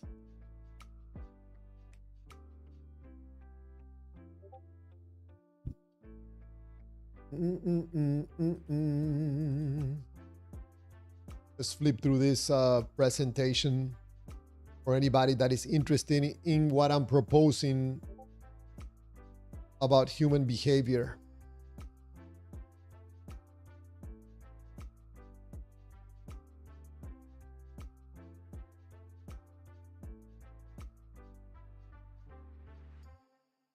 Rainbow, if I don't play, wait, we did left off.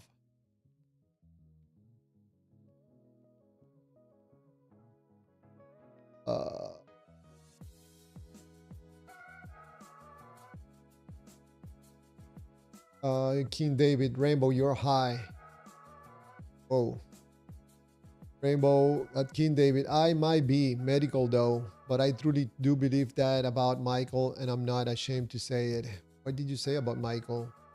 Michael Jackson was more of what Jesus is meant to be than most any Christians. He was kind and helped so many people and animals. He was innocent. Well, Rainbow, I don't know too much about the life of Michael Jackson, but in my point of view, yes, I think he was innocent. I think he was a cool guy that probably was a little, emotionally damaged because of his childhood with his dad. I don't think he really had a childhood, so emotionally he was stuck at like 8 years old, 10 years old. But I think he was a cool guy, and of course, he was extremely talented.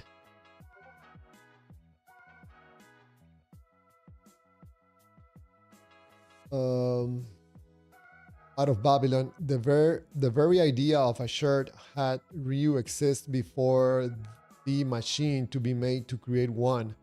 Point is, nothing is made without it first being a thought.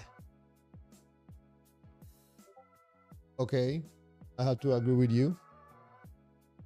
Out of Babylon, if I don't play, sadly, Michael Jackson was a Jehovah's Witness. Sadly, hopefully before he died, he became a born-again Christian. Otherwise, he's hellfire right now. Ah, Diva don't play. Wow. I think, I don't know if there's life after death, man. I don't know. Probably Michael Jackson is doing some divine concerts, entertaining divine people right now. Doing the divine moonwalk.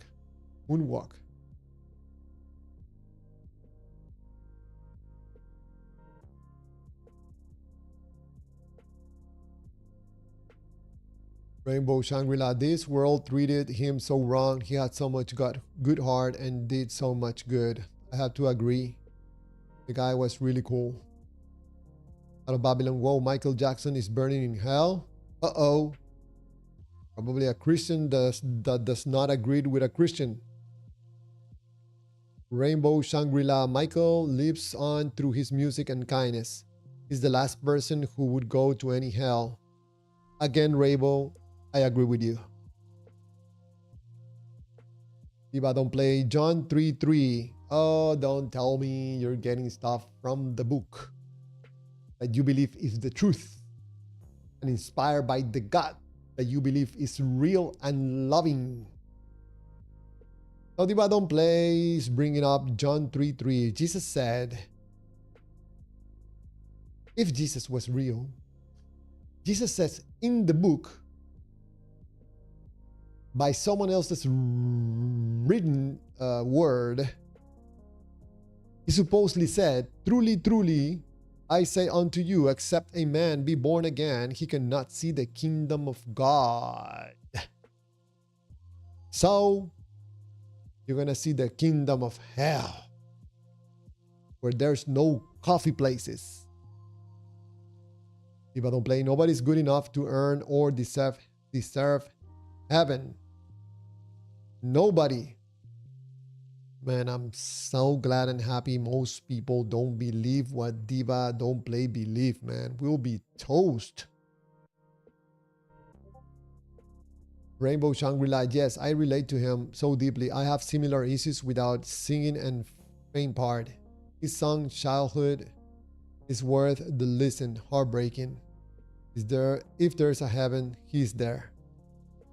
King David, I'm sorry for being rude, Rainbow. I shouldn't have said that. I was not very holy like King David.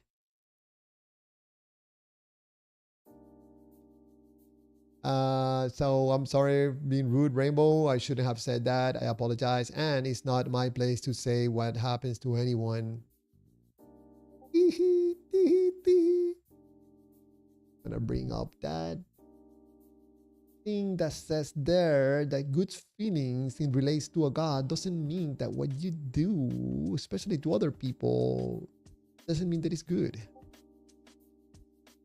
But I think King David is gentleman enough, man enough to apologize and recognize that what he did and said, I'm sorry, said, was not very holy-like. I'm gonna mute the Discord for people that are shouting on the Discord right now. The conversation is on here right now on the YouTube live stream. Rainbow Shangri-La, King David, I appreciate that and accept your apology. Wow, that's very kind of you, Rainbow. Rainbow also writes, Javier, have you seen the music video for Earth Song? I think the Earth Song is the one that he did in Brazil with the drums and the people in the favelas. Is that it?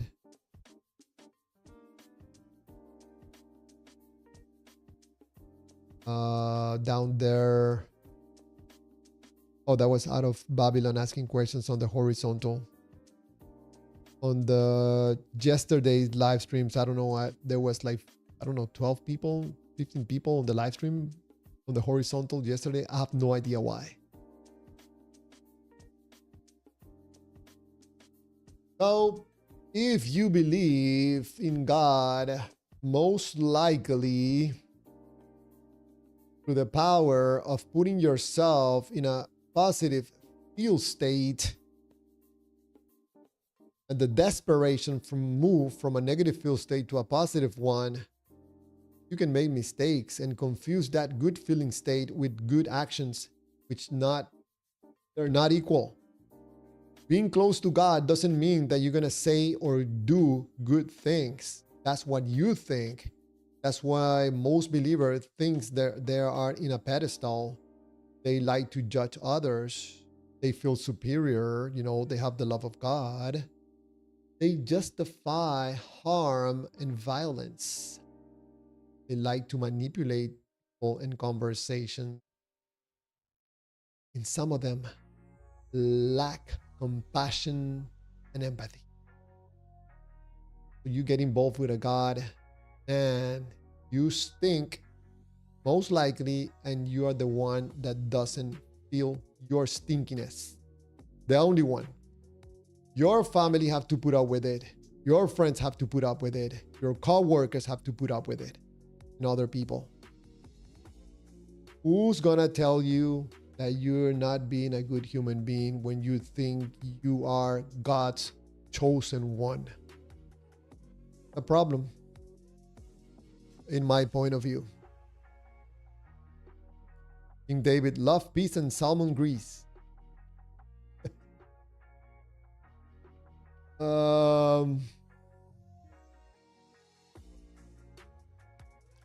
If I don't play at Rainbow, where or how is you're getting this definite information of who or how people actually get into the real heaven? What are the actual requirements? Rainbow, are you sure you want to get into that when I play the salvation game? Rainbow Shangri, that is, they don't care about us. They don't care about us. They don't care about us. And that Michael Jackson, man, those vocals, he would scream, but in a way that he's singing without hurting his vocal cords. I call that talent. Singing that They Don't Care About Us song. I have to listen to this Earth song. I have heard of, I think, all of Michael Jackson's songs, so I have to listen to this Earth song. Earth song. I'm just putting it here so I can listen to it after the live stream, because if I put that song on the live stream, I'm gonna get flagged immediately.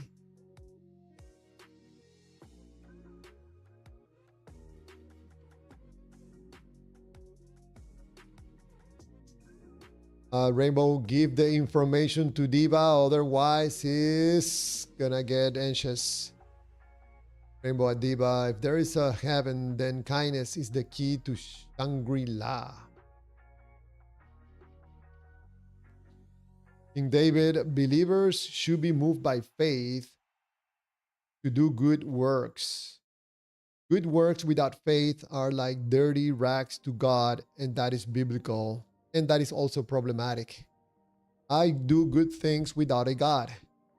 People who do good things because there's a God, I don't think you're a good person. You're just doing it for the God. You're doing it for convenience. You're doing it because you don't want to be destroyed like a cockroach for eternity. You drop the God, you go back to being a bad person. Is that what you're saying? Oh, believing in God is a problem for humanity, in my point of view. If anybody thinks that I'm incorrect on what I'm saying, you're more than welcome to call in before we shut down the live stream in less than 1 hour.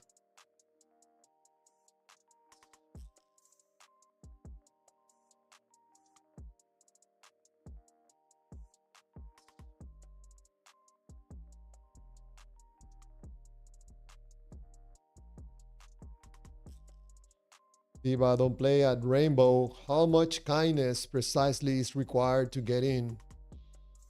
Please be specific. David Martinez, feeling good with God doesn't mean you're a good person. I like that. I'm gonna put that on a shirt.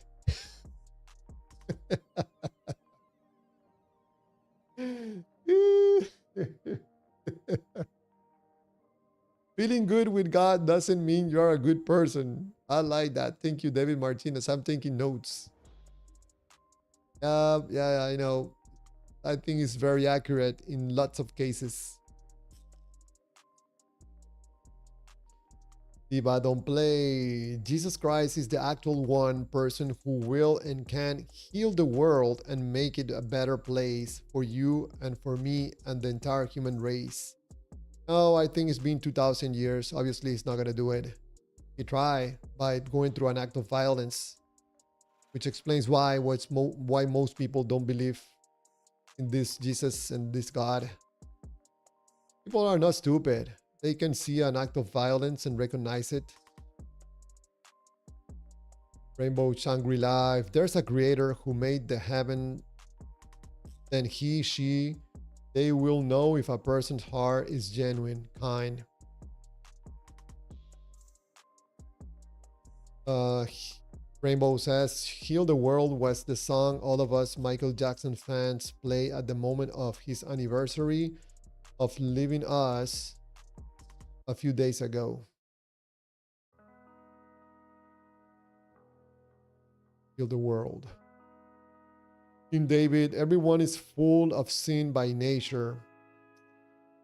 King David, what do you believe? What for? Everyone is full of sin by nature. I'm not a sinner. I don't participate in this game, in this horrible game about who is a sinner, who is not a sinner. Everybody's a sinner. Everybody's dirty. No, thank you. A man said to Jesus, good teacher, and he said, why do you call me? Only one is good, and that's God. Yeah, the only one is God. Everybody else is dirty. That's why I'm saying to take this religion crap out of schools and of government, because it's toxic, King David. God is the only one clean. Everybody's dirty. I don't see what good is gonna do that for humanity. Nope. But don't play. Everyone will see Jesus Christ. Everyone in the future, you will see it. Okay, when you have no longer eyes, you will see Jesus at that time. For now, you have to put your bets on the table. Is God and Jesus going to be real? Come on, put your bets. Are you going to bet on red or red on black? Come on, people. You betting? Are you betting? Betting on red? Is the God going to be real or not? Come on, 50-50, 50-50. I think I'm going to bet on black. I don't think the God is real. Do you think it's real? Okay, bet on 50. On red, 50%. It's a guess. That's when people say, if God is real, which we don't know because we don't see God, we don't smell God, we don't touch God, we never hear God, but we know He's there. We know, and we know He's loving. Yes, we know that. Anything else, we don't know.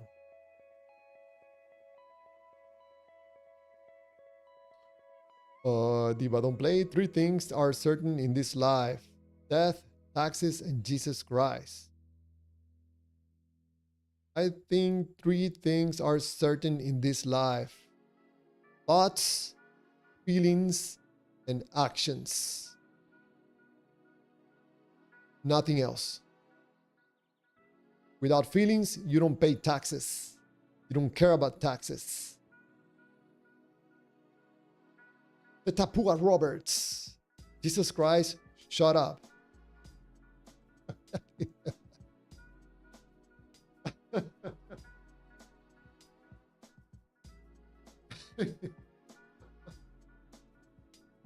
Oh man. The Tapua Roberts. Diva Don't Play was so romantic about God and Jesus. You know, like the only truth. And you come like, Jesus Christ, shut up. Okay, you just ruin Diva's romantic moment with God.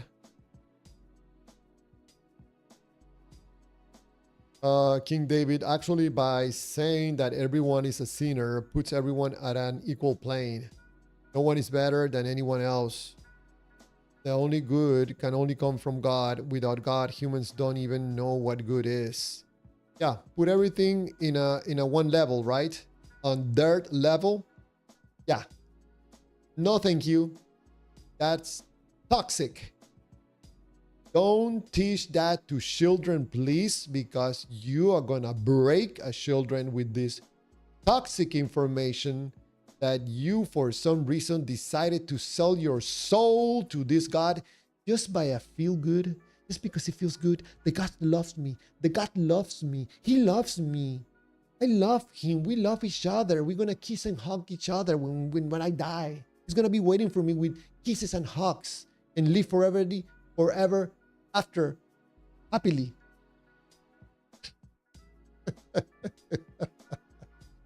And you're dirt and everybody's dirt because God is the only good. and you're dirt, and you're a sinner, and you're dirt.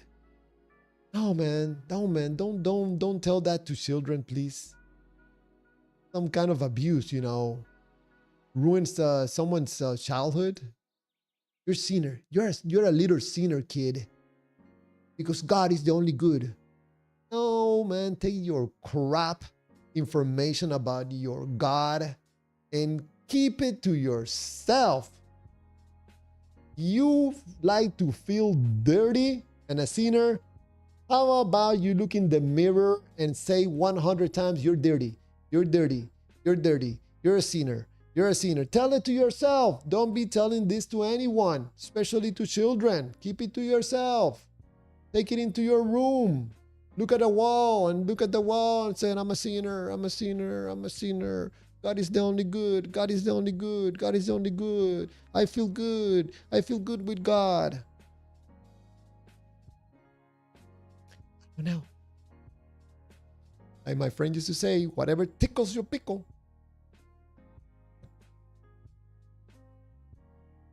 Oh, man. Hey, what's wrong with this air conditioner, man?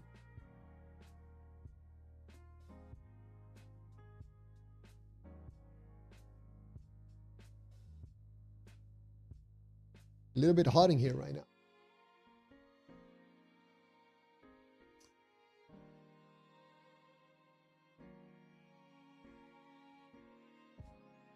Rainbow Shangri-La. I don't really want to talk of it because it hurts so much. But my mom was Catholic. She got cancer, prayed, had such faith. She would beat it. I lost her. Well, Rainbow, this story repeats thousands and thousands of times around the world. People putting their faith in the God, and the God never comes. Instead of getting proper treatment, finding other ways. Probably someone like Diva come like, you know, you have to pray, you have to trust God. And we lose loved ones. Diva, don't play, gotta charge my phone. You gotta fix that phone, Diva.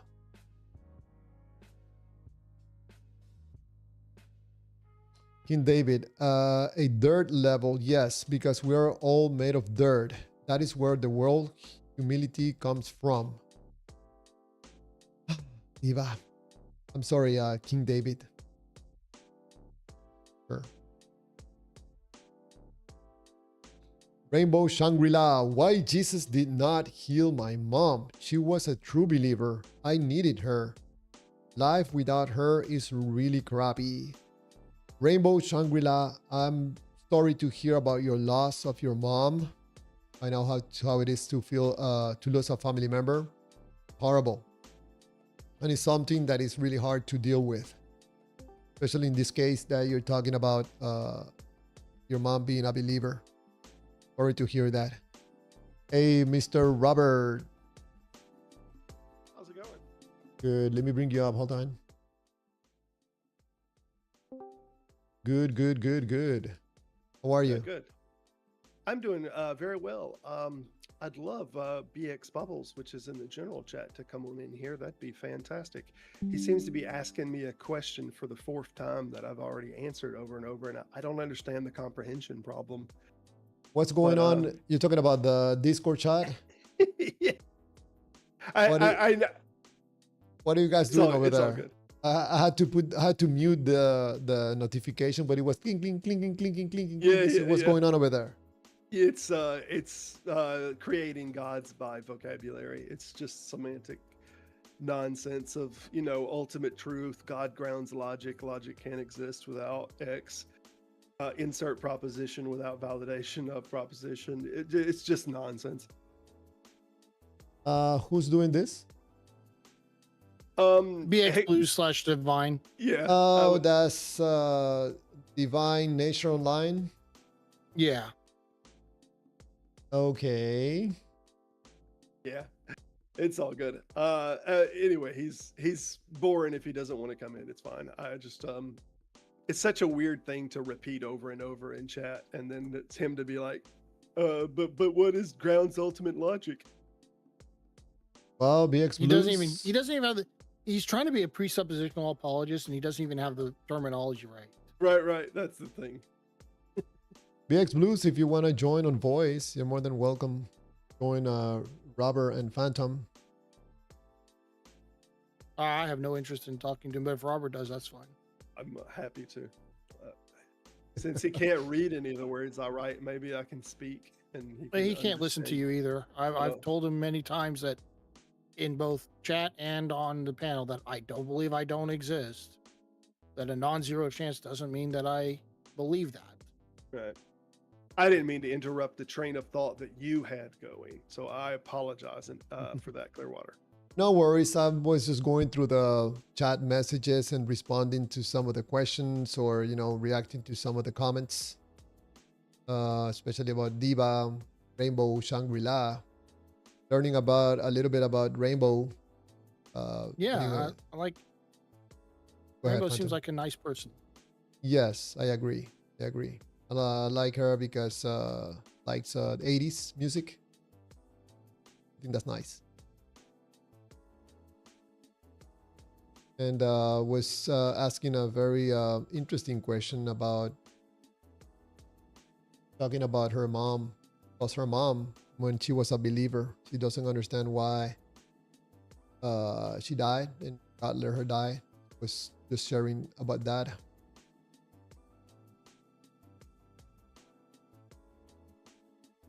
And Diva providing probably, I don't know if that will be considered good advice. No, I'm not worried about it. BX Blues, I see that Robert is inviting you to the live stream for voice conversation. You're more than welcome to join. Yeah. Probably it will be good to hear these conversations you guys were having. Probably not, the truth be told, but at least it won't be a dodging and not acting as if I'm not answering his question when I answered it yesterday. We went at this ad nauseum, and now today's he's like, why won't you answer? I don't understand the problem. I don't understand the disconnect. Like, it's not the answer he wants.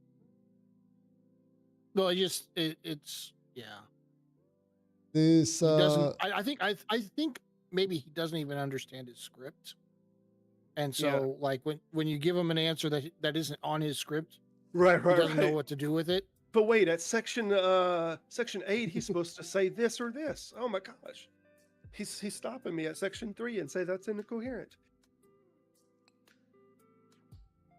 But, I don't know. Divine Nature Online says on the chat on YouTube, hey, cannot come up now, but the proof of the outcome of our dialogue is clearly in the chat.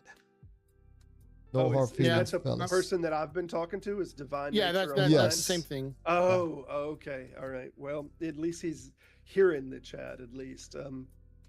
He wants the truth to be I don't know what, an anthropomorphized thing. Like the truth is whatever God is. Truth and God are like the same thing, man. But truth is just the quality of a statement. It's just, if I make a sentence about a pen in the front of me and I say this pen is black, if the pen is in fact black, that's true. Like, that's now the quality of the statement.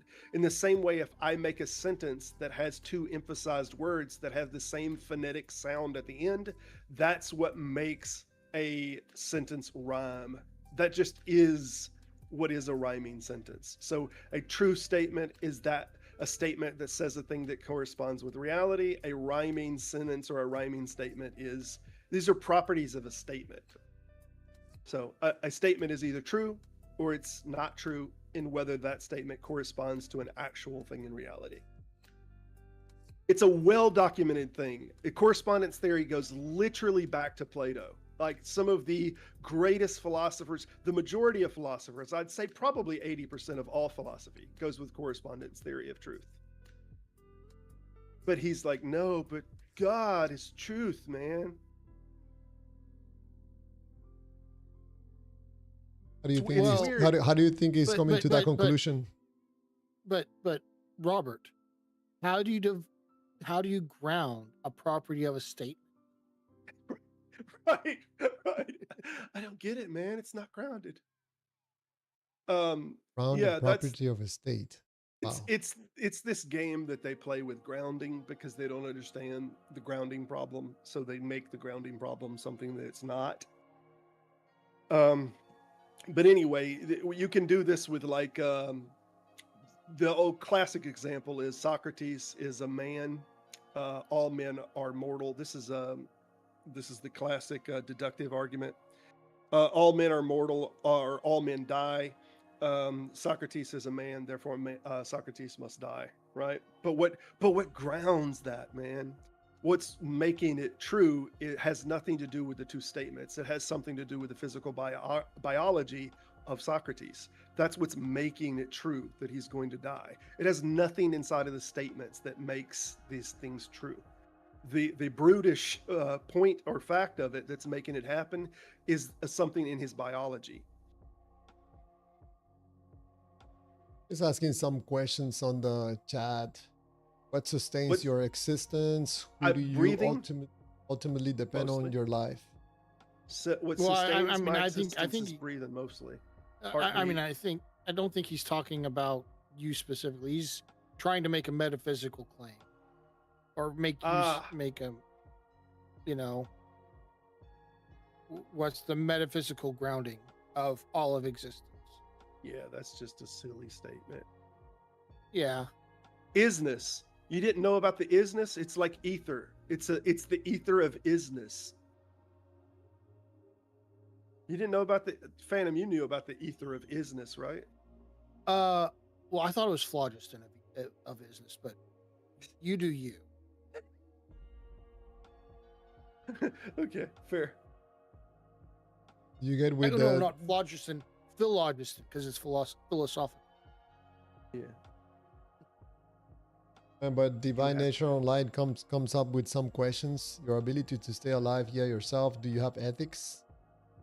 Do I have ethics? Yeah, No. I mean he goes around with questions. I think he's questioning fix the skeptic, but we can go ahead and answer. Probably yes. Okay. Oh.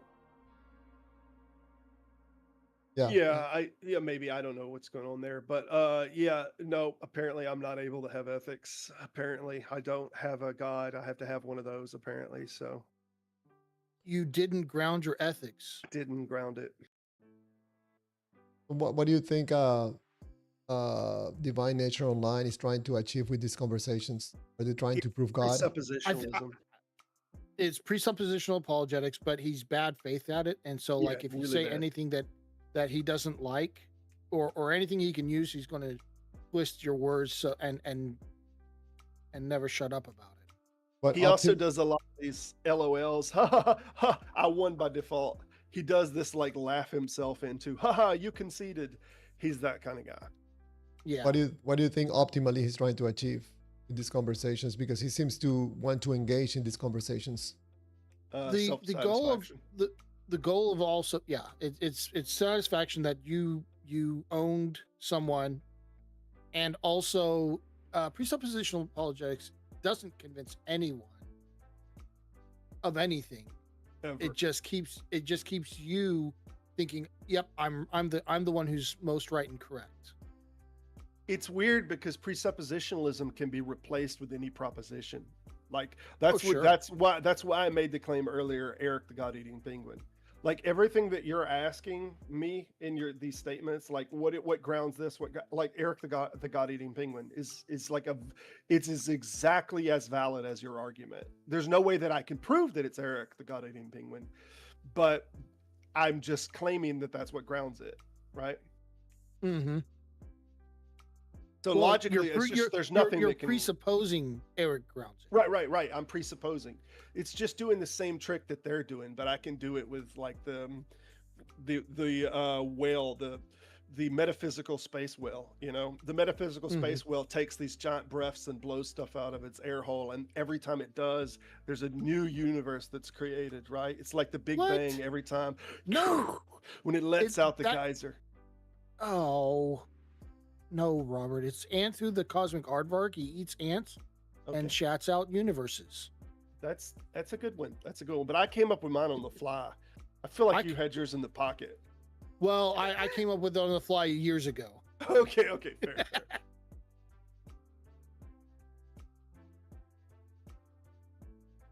But presuppositional is definitionally begging the question. Like, and they think no, that's totally valid because like everybody has to presuppose things, man.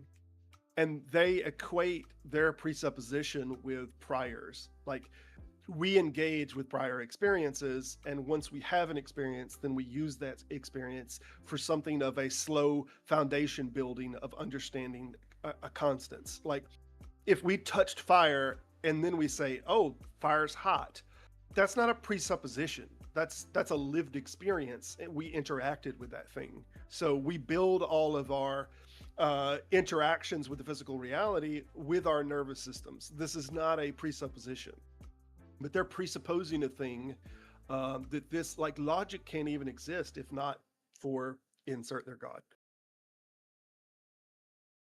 Is this truly so complicated? Having these conversations about God? It's just sort It of. seems to me. It seems to me like you putting one of those what do you call those games that you put pieces together, a puzzle. Yeah, You know, I mean that's what so presuppositionalism is trying. What they do, they spent a long time,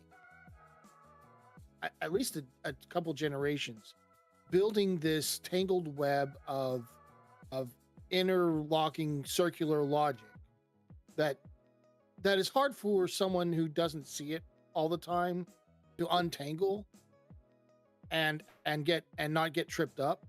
But it's just word games. It's all semantics in the end. Defining a thing into existence. Yeah. like in the case of God. Yeah, it can be no other way. You know, all roads lead back to, all of the tangled webs ultimately have to lead back to. Therefore, God must be, and not just God, but a God of a character that is matching with. This argument generally only gets you to like what we call the philosopher's God. Like it's a God that is answering philosophical questions, but then they have to tie their character of God to that. And even if they can get the philosophical God, like, oh yes, well, therefore there must be something, and that thing must have intelligence. Even if they can get you there, they can't get you to, therefore Jesus resurrected. And you know, it's still a giant jump from A to B, either way. I mean, how close can you get to prove God's existence through bringing this complicated, sophisticated conversations about logic? Like I said, you don't convince anyone who doesn't already believe. All it does is at best keep someone from being able to, because it's a circular, but it is a very fortified circle. Mm-hmm. And so at best it keeps someone from being able to like poke holes in your logic. It's strange though, because logical fallacies that we've already identified for like generations in every other topic, like begging the question, like we've known this is a logical fallacy, but they like make an excuse for, but we have to do that, you know, like everyone does that. They're trying to make that not a fallacy in their particular application, but I mean it is a logical fallacy. They are definitely begging the question. Seems to me that in a way, probably people that want to get in these complicated debates, what they're trying to do probably is not prove God, but prove you wrong. They're playing to the audience more than anything else. They're trying to, because they know they're not going to convince you, because what the argument they're making doesn't really make sense. But if they can get you to trip up and run circles around anything you say or twist your words, then the audience feels like you won, and that's what they're going for. Is that why the titles, like he was destroyed by one debater destroyed the other one or ruined their careers? Yeah, probably. And when you listen to the debate, you're like, man, what was the part that he was destroyed? I never listened to that part. So I think it's in a way what you're saying, like, you know, to grab probably some views, and there's nothing really of, you know, like a good message or something that was really convincing, nothing. Yeah. Lots of times I get into these traps of, reading the thumbnail, like, he's gonna be, his career was ruined or something like that. I listened to a debate for 20 minutes and I'm like, man, this was a total waste of time. I still See, fall for that.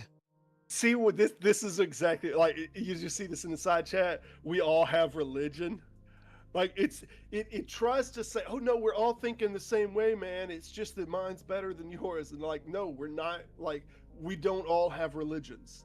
We don't all have religions. It's the same thing that you seen the other day with the guy wanting to make everything anthropomorphized into a god. Money's your god. X is your god. This is your god. No, like these are just things, man. You want to be your own God. Well, Anything. I do think there's a problem here, and presuppositionalists, it feels like, have it more than a lot of people, and that's the idea of a worldview has to be top down versus bottom up. Yeah, yeah. And it feels like presuppositionalists are very stuck. Like, no one could ever construct a bottom up worldview. It is only possible to have a top down worldview. Yeah, I made a video on this subject. I don't know if you've ever seen it, where I was talking about the primary difference between atheist and theist is that they're building from known positions. Like, if we can know a particular thing about physical reality, we then go a step further and say, well, what can we know about that? But we're building out as if we're going back in time, like we're starting with the now, and then we're observing the tracks or traces of the things the further back we can go, and we can only get so far, even with like light, and we're understanding the origin, understanding motions of it. But this is as far as we go. They don't even do that. They don't start from that direction. They start from the presupposition of where they want. Like, they start at God and then say, now let's build it back and then explain everything that direction, which is just, it's incoherent. There's not, like, if you start with this is nothing can, it's a thing that we can't see or know or have any testability about, but that thing is there, and now let's just assume that and move forward. All right, let me ask you guys something. On one of the images that I have on the screen right now, it says good feelings don't always lead up to good actions. I think in my experience, I experience this a lot with believers. They think that because God loves them and they love God, they think that equals to them doing good actions. Probably some believers will say the most crazy, offensive things, and they don't see it that way. Have you guys experienced that? Yeah, it's just I mean, there's certainly a disconnect between what certain people will say is good and what I look at as good. So yeah, I mean, I would agree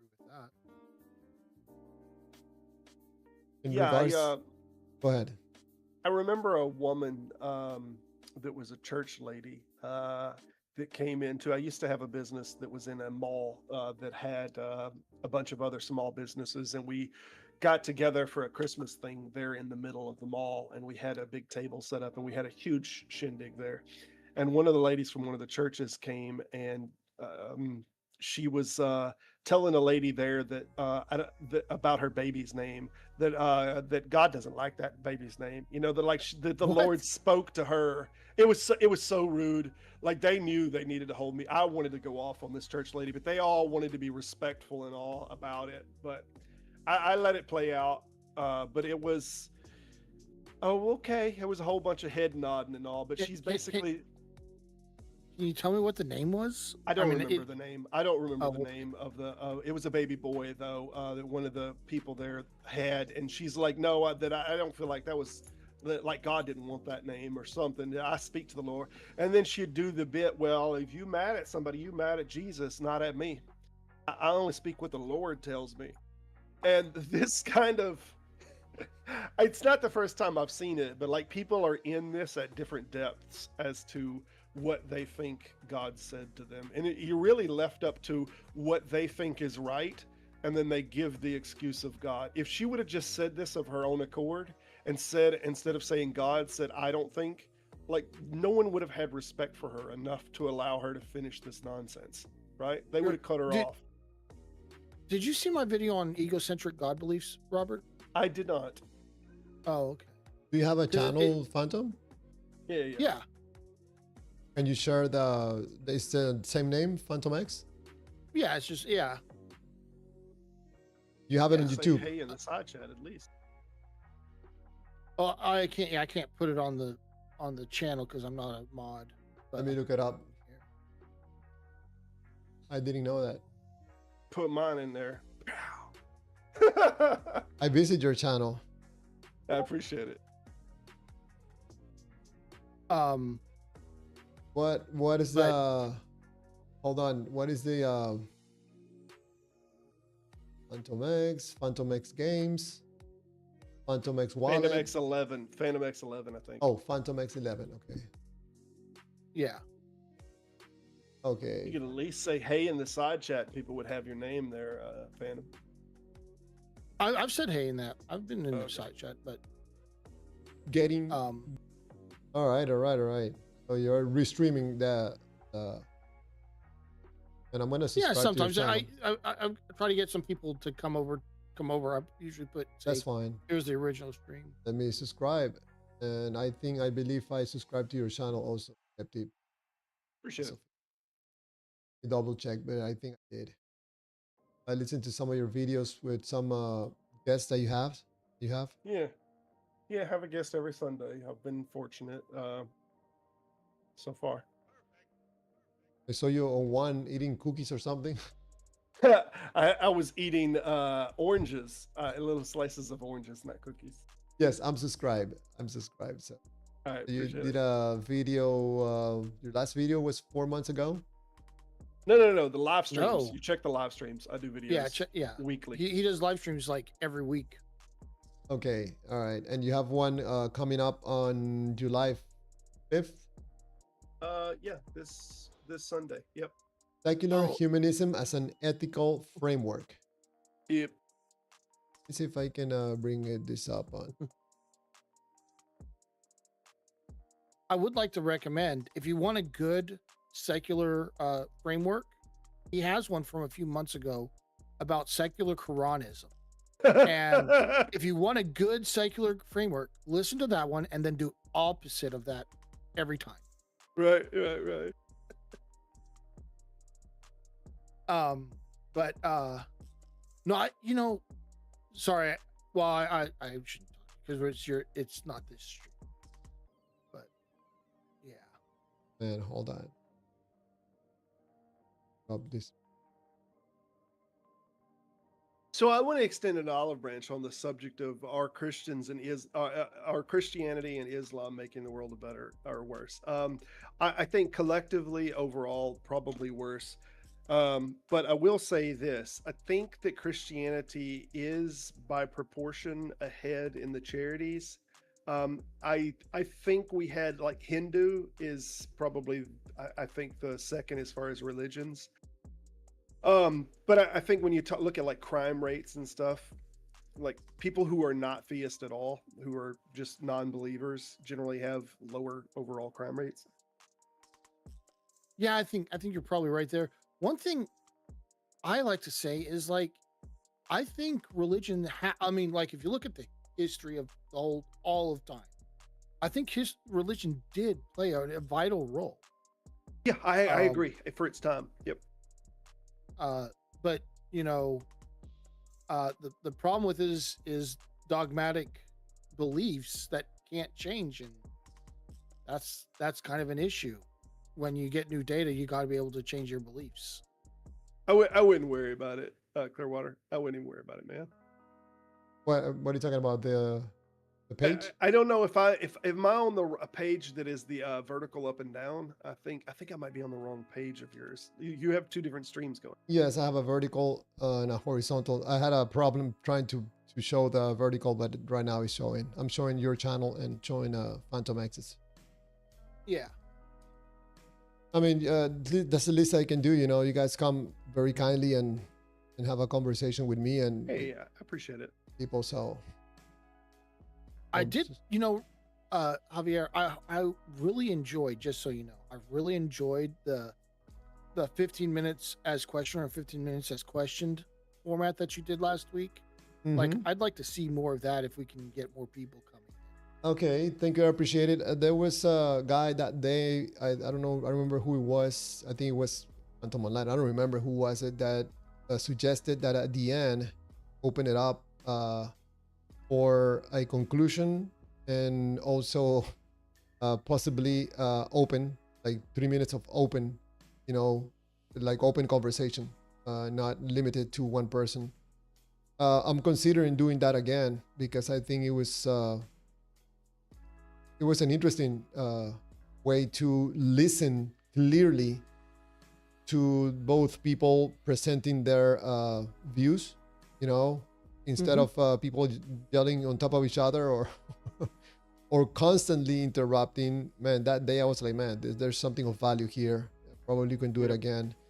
I have a little bit of time myself trying to keep track of the time and trying to pay attention at the same time, but probably I find a way to do it that I'm not totally distracted by, you know, the time.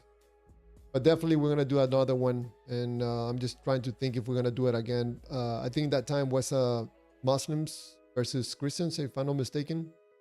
Huh. I want to apologize. I actually was not on the widescreen one, and I was missing a lot of the side chat because apparently the widescreen and the narrower one don't have all the same chat. So apparently, I No, was they missing. have different chats. Yeah, my bad. Yeah, sometimes people tell me like, what are you talking about? I don't listen. I'm my messages are being blocked. I'm like, no, you're on the horizontal. Yeah, There's yeah, more people on the vertical, so I can see both streams at the same time, and I can see sure. both chats. Sometimes I'm reading, and the person on the horizontal is like, where are these messages? So I had to explain that I'm live streaming on two streams. Most people are on the vertical. Something happened yesterday that most people were on the horizontal, but I think it was just the way I started the live streams yesterday, a totally different way. Yeah.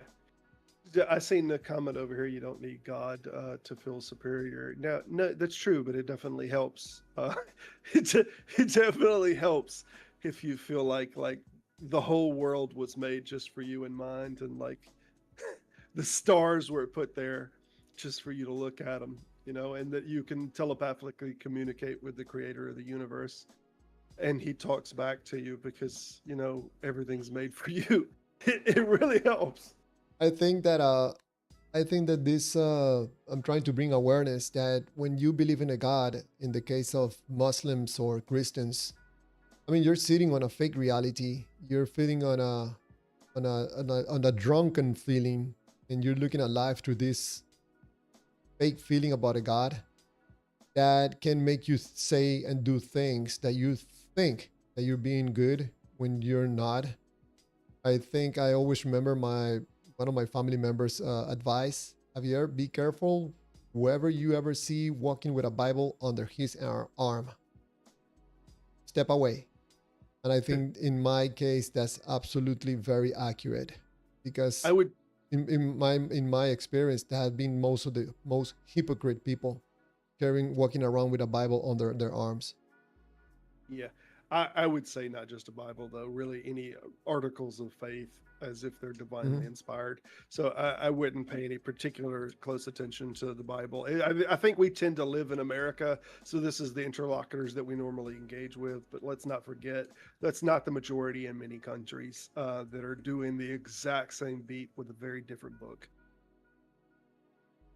So, what do you think about having if I get in a debate and someone is telling me about their God and I'm talking about their feelings? What kind of debate do you think Uh, that could be?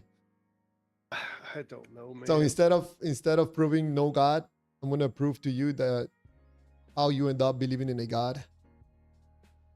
Yeah. See, I think Santa Claus is a fantastic demonstration constantly of what's going on. Like as to the question of whether Christianity has done good, like it answers that too. Like you can use Santa Claus for everything, and you can demonstrate its parallels. I could say, has children behaved some because they thought there was a Santa Claus? Has that made some children behave? Yeah, I think that's a fact. that some children have behaved more in a particular situation because they thought Santa Claus wasn't going to give them X. I don't think that's deniable. But the problem is, it's just something that you're using to get a behavioral control that is beneficial to you as a parent or maybe you as a society. It doesn't mean that it's true. So that's the question that I asked earlier to Blue whenever he was like talking about morality. And I said, suppose that the Muslims gave more money to charity than the Christians. Does that make their faith more true? So what you're saying, let me see if I understand. When it comes to Santa Claus and kids, you're able to control action or behavior from a kid if you are able to you're able to move them from their current fuel state to a different fuel state. Correct. You can control their actions. Times. Oh, absolutely. Yeah, and you could do it with carrot and stick, with spankings or anything else too, but you can do it with Santa Claus quite easily as a character and just say, and even the songs like you better watch out, you better not pout, Santa Claus watching you, these kind of things. These are constant plants in the head. And I've seen parents say, well, you better be good. You want Santa to bring you something nice this Christmas. And there is this constant sense of, oh, yep, I'm going to be good. I'm going to do my chores. I'm going to do my homework, so Santa brings me this present. So I think it could be beneficial. But I think clearly the human being had the ability to do that, and they did all the work, that being the child. And the same thing is the case with an adult. Like, if you want to tell yourself, I'm going to stop drugs because Jesus wants me to stop drugs, that's fine. But let's not forget that you could have stopped drugs because you wanted to stop drugs. But, go ahead, Fanta, go ahead. I was just going to say, you got a rebuttal in the chat, Robert. Romans 1:20 Truth says, you seem to think Christianity is all blue sky and apple pie. Actually, Christians that are obedient often have more troubles than those that are deceived by Satan. Yeah, I'm sure. So in the case of Santa Claus, apparently parents know that they can manipulate their children into behaving a certain way by move them from one state to another, right? Using some data. Mm-hmm. And this data has value for their kids. So why would a human being, adult, don't understand the same thing with Jesus? They don't want to. Yeah. Yeah, I mean, the thing is, just like we at a small level can have that era of influence over children, you can do the same thing with a government and religion. This is why, what was it, Napoleon that said religion is for the masses. It's a great tool to control and keep order. It's weird, if you've ever read, in a very interesting book to read, is King James has a book on the right to free monarchy, and he goes on at length about how it's God's given divine right for him to rule and be in a monarchy. And he said that monarchy is the government that most resembles divinity, and so forth and so on. This is something that if you can convince people that, like, God wants you to not rebel against me, to rebel against me is to rebel against God. That's one of his sayings in the book. If you can convince people of that, like, you have complete control over them. And religions have been used for generations in this way, that they're a control factor. And it turns out if you just educate people and give them money or enough that they can sustain themselves, you give them opportunities, you don't need all the religious control, So in the case of the kid that believes in Santa, what about if he wants to engage in a conversation with you that Santa is real? Would you get into a conversation and prove to him that Santa is not real? Yeah, that's a very poignant question, and I've asked it myself. I got out of this game for a long time. I decided that it's best, like, if people need the crutch, leave them alone, let them have it.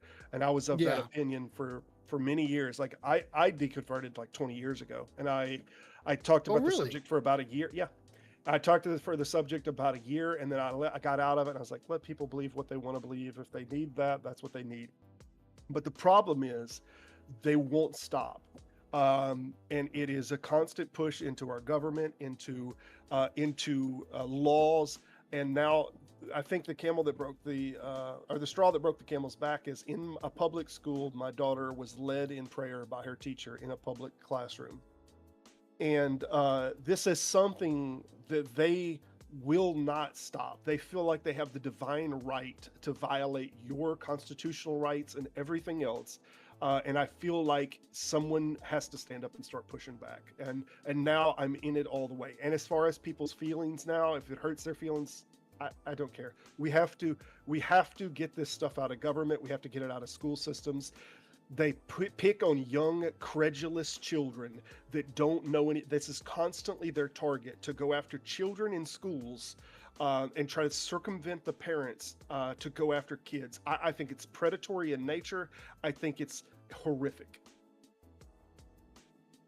So you would not get in a conversation with a kid about trying to prove to him that or her that Santa Claus is not real, because They'll probably grow up.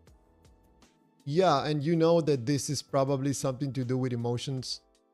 It's very much something to do with emotions, but this is something that I remember. I seen Richard Dawkins was hit with the same kind of question before, and he said, the problem is with Santa Claus is kids eventually grow out of it.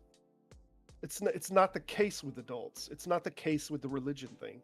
Uh, They don't grow out of it. So will fix itself in time. You just leave the Santa Claus thing alone.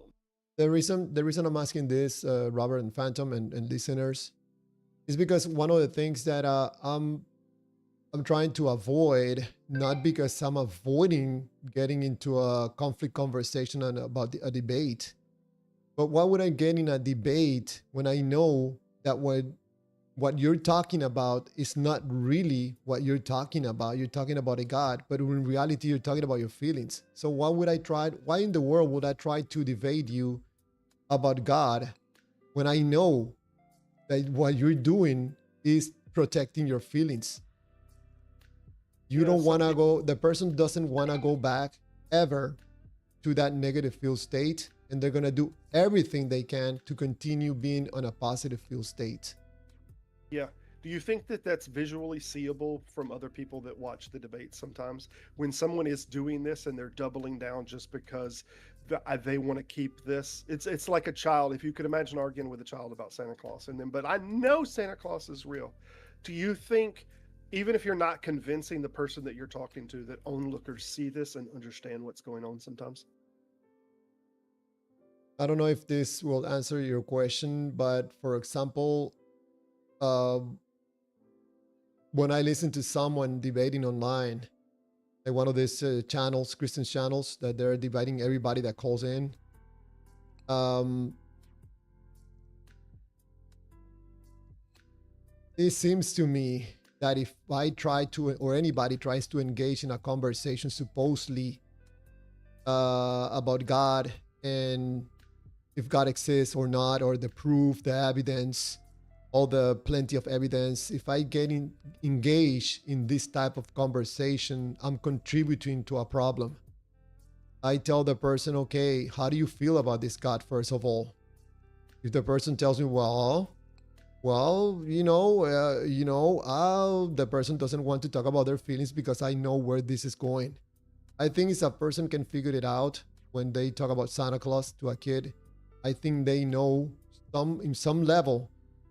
When they hear me asking about their feelings, they don't want to talk about it. They don't want to talk about their beliefs, their feelings, how they feel about God. Because the more I ask questions, the more deeper we go into the person, and Yeah, these conversations take a total different direction. I don't know if that answers your question. a little. The point that I'm trying to make, though, I guess, is there's two different conversations that we have. If we're trying to talk to a person reasonably about the things that's going on, and we're trying to get them to see the fundamentalist problem, I don't say deconvert, because I don't want to deconvert anyone. I just want them to see the problems that are there, and maybe not be so confident and absolute certain about these positions. And Yeah. this is the only thing that I think could be gained. But this only happens on a one-on-one conversation. It's not in a debate conversation. It's not in the debate sphere. There's one person talking to another person, heart to heart, that has these conversations, and there can be movement there. In the debate category, this is not for you and them. This is for the audience to see how people are engaging with this and how honest people are being and how dishonest they're being about things. So if I engage in a debate stage, I want people to see that. I want to see interlocutors that are not being intellectually honest about things and they're not being emotionally honest about things.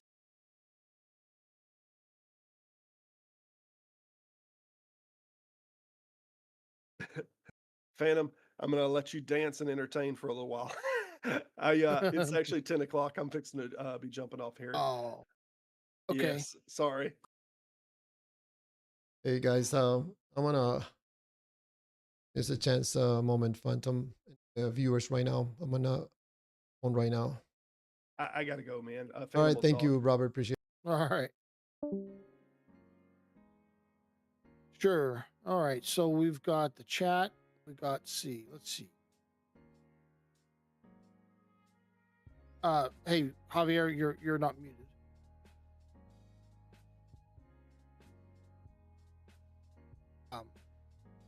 All right. So we've got outside of basic math, reading and writing. Most of school, outside of basic math, reading and writing, most of school and what you learn is useless in the real world, and we're worried about prayer in school.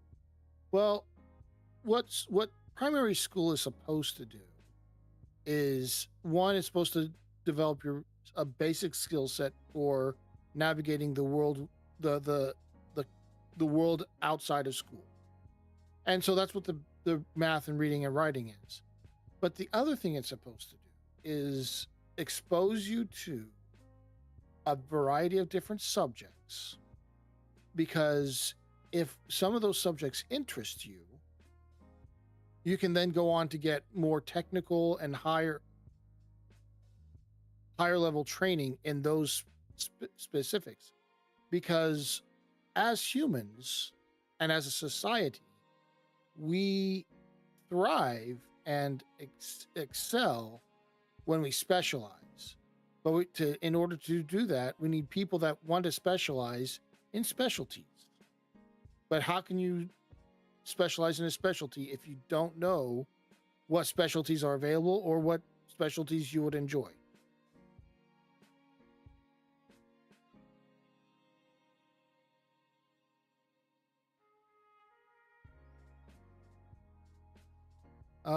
And then we've got, let's see if there's anything else interesting. How can I be happy when I see so much evil, deception, and sickness? I mean, I think that's just a matter of perception. Like, you see evil, deception, and sickness because you're conditioned to see that. I don't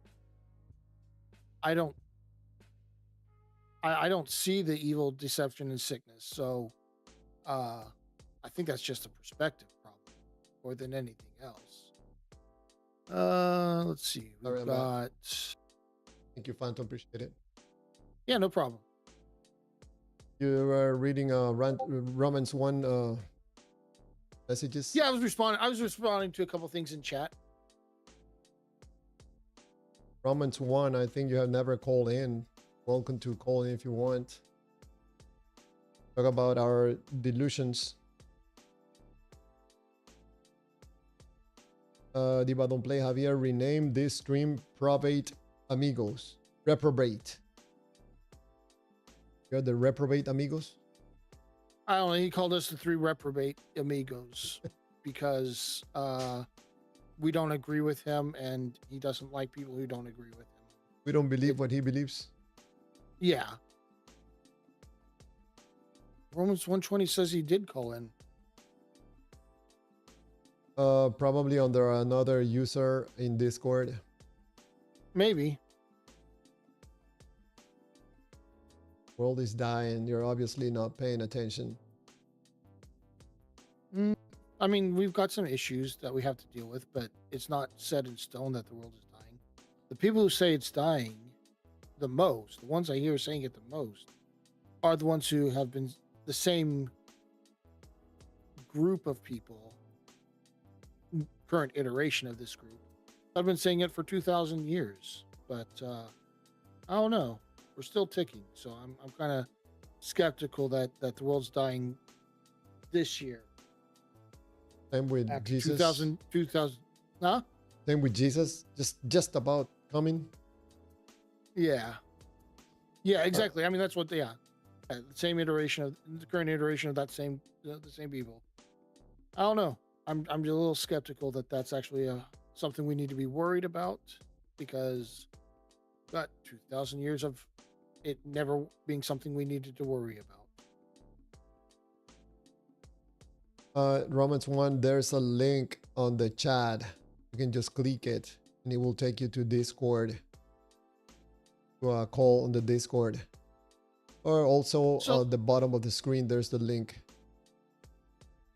Didn't you have like a guy who wanted to be your co-host? What happened to him? That was Redeem. Yeah, what happened to that guy? The problem with Redeem, that he was coming and going and interrupting when he jumped in, and I had to mute him. And apparently, I don't think he liked that, but I asked him to please stop doing that, because I was talking and he will jump in and start preaching. And I'm like, man, like I'm the co-host, but the Lord, start preaching. I'm like, man, you please stop doing that. You coming in, interrupt. And I had to mute him. And I don't think he ever got back after that. Not that I remember. Okay.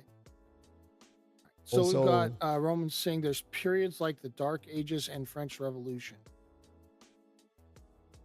I'm not sure, because there's also periods like the Enlightenment and the Renaissance.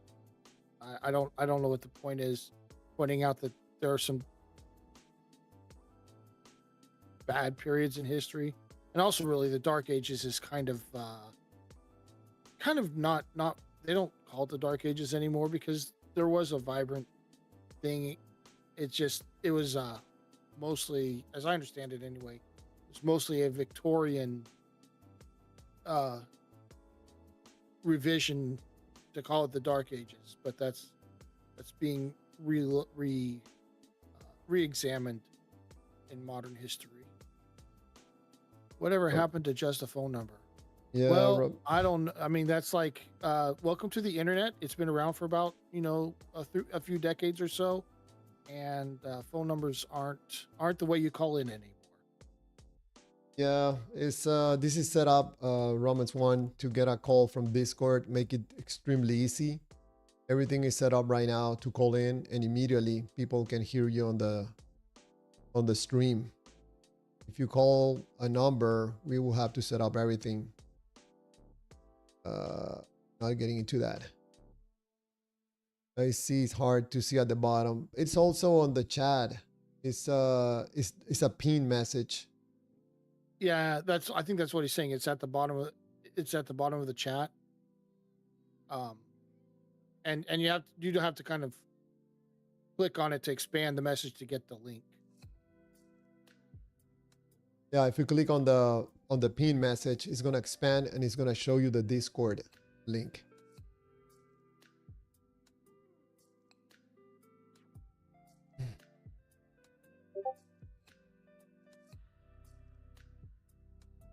Whoa. Faith before sin. You're writing a book.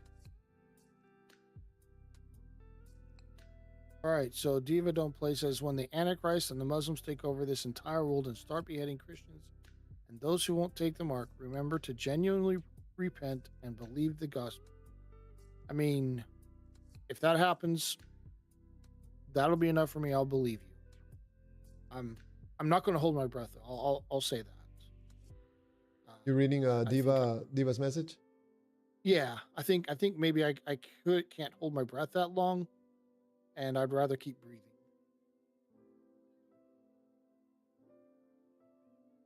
The 3 reprobate amigos. Always funny, Diva. Post the link. All right, let me post the link.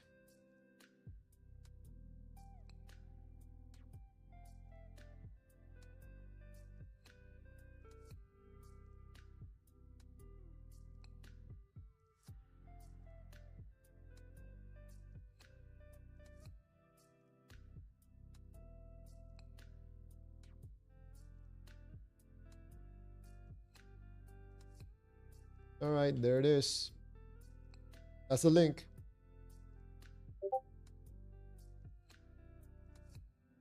Just like it is. Don't change anything.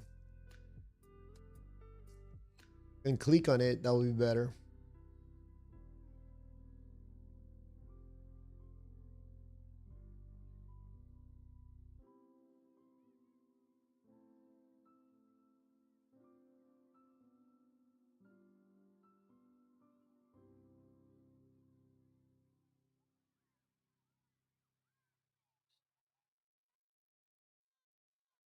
All right, all right. So, you got got you have a moment to just have a personal question. You don't have to answer if you don't want to. Asking me, Phantom? Make the link longer. You can't make the link longer. It is that's the length of the link. If you add it, make it longer, it's going to not work.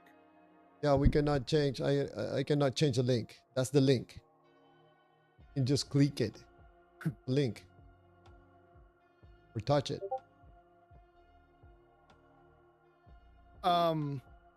Anyway, so I was curious. So were you raised Christian? I think I've heard you say you were. Yes, Catholic. Yeah. What was it that changed your mind? I think when I got a group of friends that brought me more into church. Then I joined the choir. I joined the youth group, prayer group, all these groups, buy my own Bible. And I started seeing some things because of spending too much time at church, things I don't like. I wanted to read the Bible myself. That's when it started, like, this doesn't sound right. Didn't feel good. Asking questions as some of the leaders, of the groups. And they were like, well, that's one of those mysteries of God. I'm like, man, there's something here that I don't like. So that little by little, I started separating myself. I think when I moved from the area that I have my friends, that's when, pretty much everything came apart. Okay. Yeah. Yeah, that was one of those weird things when you start noticing things that, like, well, this doesn't make sense or that doesn't make sense. And if you ask someone, they give you an explanation. You're like, well, that explanation isn't very good. That's like a really bad explanation. I think that the line that I cross is that line when you're a believer that you're not supposed to be questioning anything. Just have faith and believe in God and everything's gonna be okay. He's the smart one. He's the one that knows. Don't try to be smart, don't try to understand everything. So that's the line that I always look from far away, like, man, don't even get close to that line. Don't start questioning God. But because my nature is I like to investigate and research and understand things, I have this little appetite to understand things. I'm like, man, I want to get close to that line and check what's on the other side. Yeah. So by asking questions and start reading by yourself, instead of people feeding you the information, you start reading those verses that I never heard at church or any of these groups. So I'm like, man, where did this come from? Where did this part come from? How do you explain the great flood and all those people dying? All the mysteries of God. I'm like, no, I'm not satisfied with that information. That broke my faith. Sure. Yeah. I hear Christians respond to that one specifically, and they just say, didn't you read? It said everyone was evil all the time. The Bible says that. And that justified murdering everyone. Well, it's not murder because God can't murder, but justified God killing everyone. They call it justice. Yeah. Divine justice. This is the twisting and twisting reality and twisting definitions. In this I'm trying to present something on the screen. Yeah, and I'm just trying to and I broke something here. I'm just trying to present the. Let me. Oh, there it is. The glossary, because I want to use these words more and more on the live streams. I think I don't know. I think this information right now, people are not used to listen to this, but I want to take this information into conversations about God, because yeah, because I think we can explain things about God through this process of field states and data, actions, and value. So let me take a look. We've got data, information available to a person, field state, person's current internal experiential state regardless of its origin. Negative field state is an internal condition experienced as unpleasant, threatening, deficient, or undesirable that assigns action guiding value to information capable of reducing, escaping, or resolving that condition. Positive field, we've got an internal condition experienced as pleasant, fulfilling, or desirable that assigns action guiding value to information capable of maintaining, enhancing, or sharing that condition. Value, the degree to which a person perceives the data is capable of changing the field state. Action, observable behavior initiated because the data acquired value. I'd have to probably, because you're using terminology I'm not like used to using, but I'd have to, like, maybe sit and mull this over a little bit. But it all sound on the surface, it all sounds pretty reasonable. I think that one of the things that I have to explain to ChatGPT when I was doing this is the part that the negative field state always initiates movement, coming from different degrees. And we as human beings are designed, constructed, or programmed to always be tilted to the negative field state. Yeah, I think it is. We are much more negative oriented than positive oriented as humans. Like we're more quick to assign a negative value to something than we are to positive. And I think there's reasons for that, but I believe that's pretty much a recognized phenomenon. I think it's a design or program into us, because that will always create movement. Even if we want to stand still and don't move, we're gonna always go back to, I don't know, I say negative 1%, and that will cause us to take some action into moving into a positive field state. I gave the example yesterday of looking at the wall for hours. You can look at a wall and have no feedback about anything. You're gonna go back to a negative field state. And also, when you believe in God, if you don't talk about the God, if you're not constantly doing things with the God and talking and validating, it's inevitable that you will go back to a negative state, or go to neutral first. It's gonna feel like nothing, and then you're gonna go into a negative, which you could risk it to go back to your same state that you were before without God, and people don't want that. There's another person in the Discord, Romans. Also, that's Romans. You were able to, I think so, connect. How you doing, Romans? It is not bad. Awesome. What do you think about the title of the stream, or you want to ask a question? I know you. You know what? I didn't even pay attention. No, he'd said call in, and I'm like, I have in the past. He's like, well, maybe under some other. No, it's. I think change. I think I remember your image. If you called, that was a while back. Yeah, probably 2.5 weeks max, I would imagine. Okay. I don't think it was much. So basically, we're talking about how people, in my point of view, get to believe in a God through a process that we go through internally as human beings. of going from a negative field state into a positive one, given that we have some data about a God? I don't know if I agree.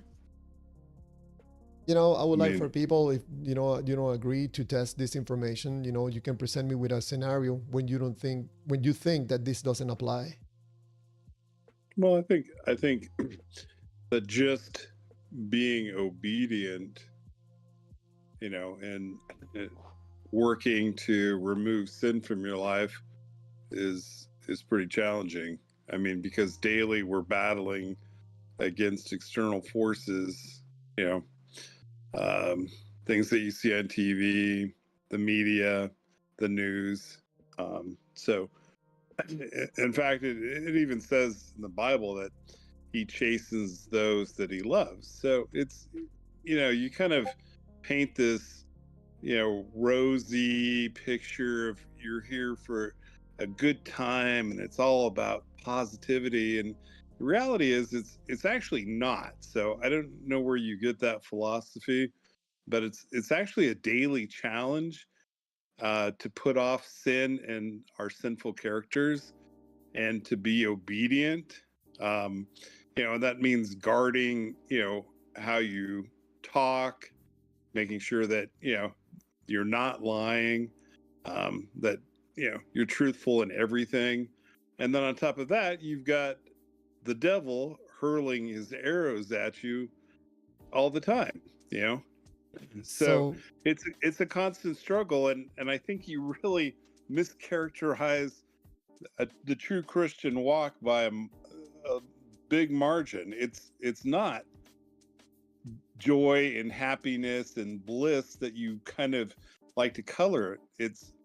It's actually dutiful observance on a daily basis and checking to make sure our character is in line with what Christ expects. It's not this feel good thing. So if that's your opinion of Christianity, feel good, then you probably have a false belief because it's not sun and roses.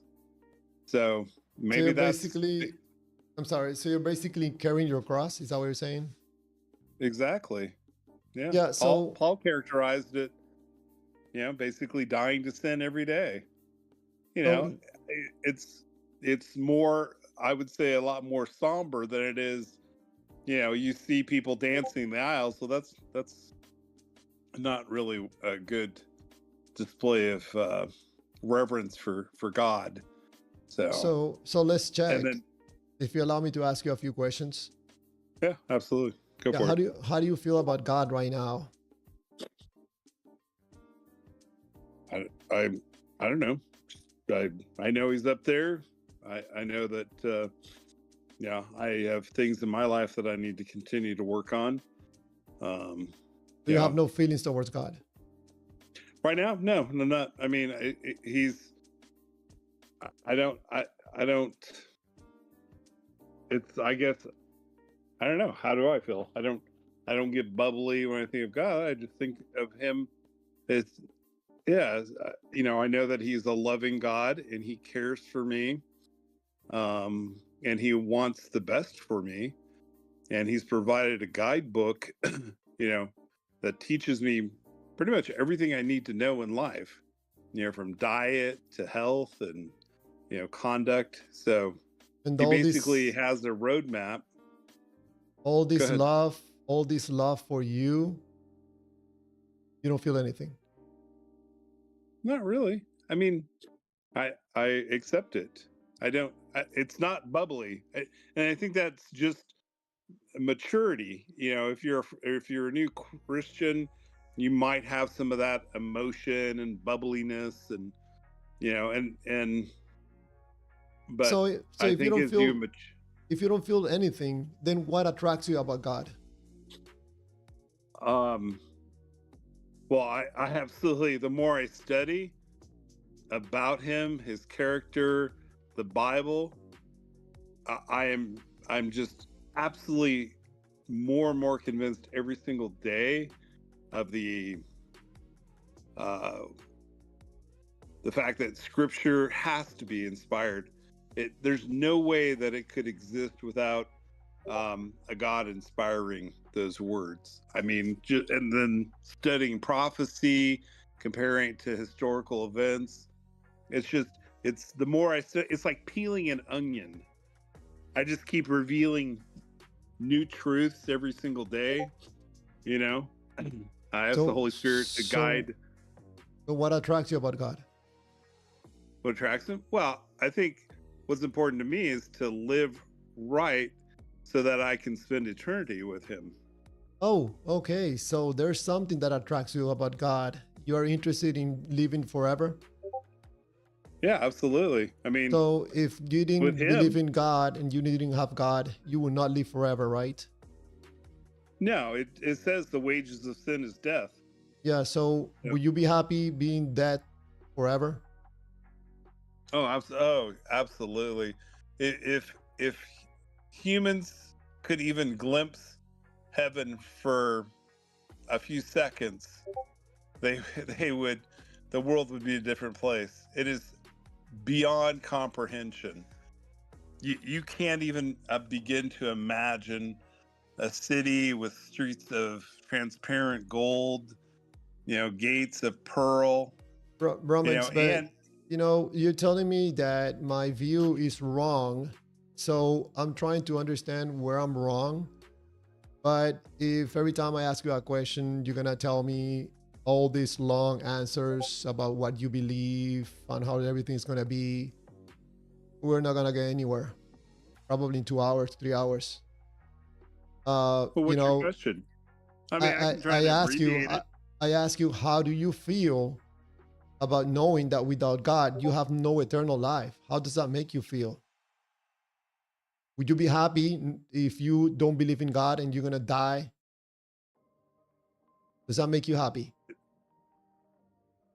I if I didn't if I didn't have a personal relationship, I don't know that I would even care, because there's a lot of people out there that obviously don't have the same belief, so, and don't care. They're like, yep, live this life, accumulate as much crap as I can, and he who dies with the most toys wins. So it's a very hedonistic and very materialistic viewpoint. So being forever alive with God in God's love, does that make you Mhm. happy or not? When I get there, I'm not there yet. So you So have no feelings whatsoever knowing well, that God is waiting for you after you die. there's no, so there's absolutely no guarantee. All we can do is have the faith that he will be the author and finisher of our relationship with him. It's a daily walk. It's not this once saved always saved. So a lot of people today, it's the whole idea of salvation is like, well, you get yourself some fire insurance. If you take a Joel Osteen, at the end of his sermons, he's like, hey, if you said those words, we believe you got saved. He doesn't talk about all the other things that are involved in salvation.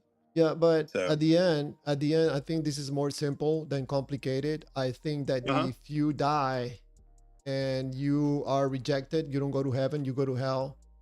Someone knowing that right now will not make them happy. They will not be happy about it. I think that will create anxiousness and fear, and that's not a good feeling. For someone that Well, believes that God is real and loving and waiting for him or her at the end of the road, I think that at least will produce some kind of emotion in your system right now at this moment. I think that's the reason that motivates you to believe in God. no, I just want to be obedient. It's kind of like going to work. I don't get up in the morning and go woohoo. It's more of a responsibility, if that makes sense. So you don't think that Yeah. there's any emotions involved, no feelings whatsoever in your case with God? Nothing. I well, no, you can't say that. It's just that I think that you mischaracterize it. I think you think that the whole motivation is about feeling good, and it's It really is. not. It is 100%. No, and see, I totally disagree. I I Yeah, couldn't but disagree with you more. yeah, but if I ask you questions, you're very careful with your answers. You're trying to avoid and trying to make it sound that you are some kind of robot that has no feelings. No, Yeah, no, I didn't say you I don't feel didn't have anything feelings. towards God. You haven't described a single feeling when it comes to God. No, I told you responsibility. I have a sense of So responsibility. for you, I'm sorry to interrupt you. Responsibility is a feeling since when? It's a duty, a sense of duty. Yeah, it's a duty. It's not a feeling. Yeah, well, yeah, I do. I So mean, I why are feel you trying to like I avoid want to answering my please questions him. about feelings? Okay, well, I feel like I want to please him. So pleasing God, how does that make you feel? How does that? See, you keep going back to this. You feel good. It's our duty. It's our responsibility for what he did for us. So you don't want me to talk So about the human? I wouldn't say, you're not gonna get me to say, oh, I'm all bubbly. No, it is part of. Yeah, we feel. I think grateful. Yeah. So you're basically I trying to wouldn't say- avoid talking about the human being doing the believing. You don't want to talk about that. Because that's your interpretation. That's not my It experience. is my interpretation that the one doing the believing is a human being. How? But how can you prove that I'm happy? I'm not you just proving it. wanna- I'm asking questions. Right, but you keep trying to pin that label on me that this walk with Christ is, bubbly and effervescent, Roman, and if I ask you how do you feel about God and you tell me responsibility, I think you're playing games. I'm not. Yes. And I think you're trying to shove words in my mouth that aren't there. No, I understand that feelings is something that you feel. Since when responsibility is a feeling? So, my spouse knows me way better than you do. Would you Mhm. say I walk around bubbly? I'm not asking you if you go around walking bubbly. That was not my question. Do I feel good? Would you say I go around smiling and feeling good? No, I feel. To your relationship with God, you feel grateful. Yeah. You're grateful that Yeah. He- It's okay. So yeah, we're getting somewhere now. Grateful. You feel grateful, right? Yeah, I appreciate the opportunity. Yes. So feeling grateful, is that a negative feeling or aspect of a feeling? No, It's a good one, right? no. Sure, Yeah, it's on I the can good accept the good spectrum of feelings, right? Feeling grateful. sure, Yeah. sure. We're moving somewhere now. Yeah. Yeah, so Well, you do have some motivation. I think the motivation is that I know the consequences of a life apart from God. Yes, and that's called getting into a negative feel state. You're trying to avoid getting in a negative feel state. No. He doesn't agree with you either. Yeah, I know. You know why people don't agree with this, Ramos, and I tell you this very respectfully? Because when we start talking about you and your feelings, you start to understand why is the reason behind you believing in God. No, This is about you and not about a God. no, it's about facts. See, that's where you're wrong. I don't. what He's done for me, what God has done for me, it makes me humble, and it makes me want to please Him. It doesn't depress me. It doesn't upset me. It doesn't send me into this excitement.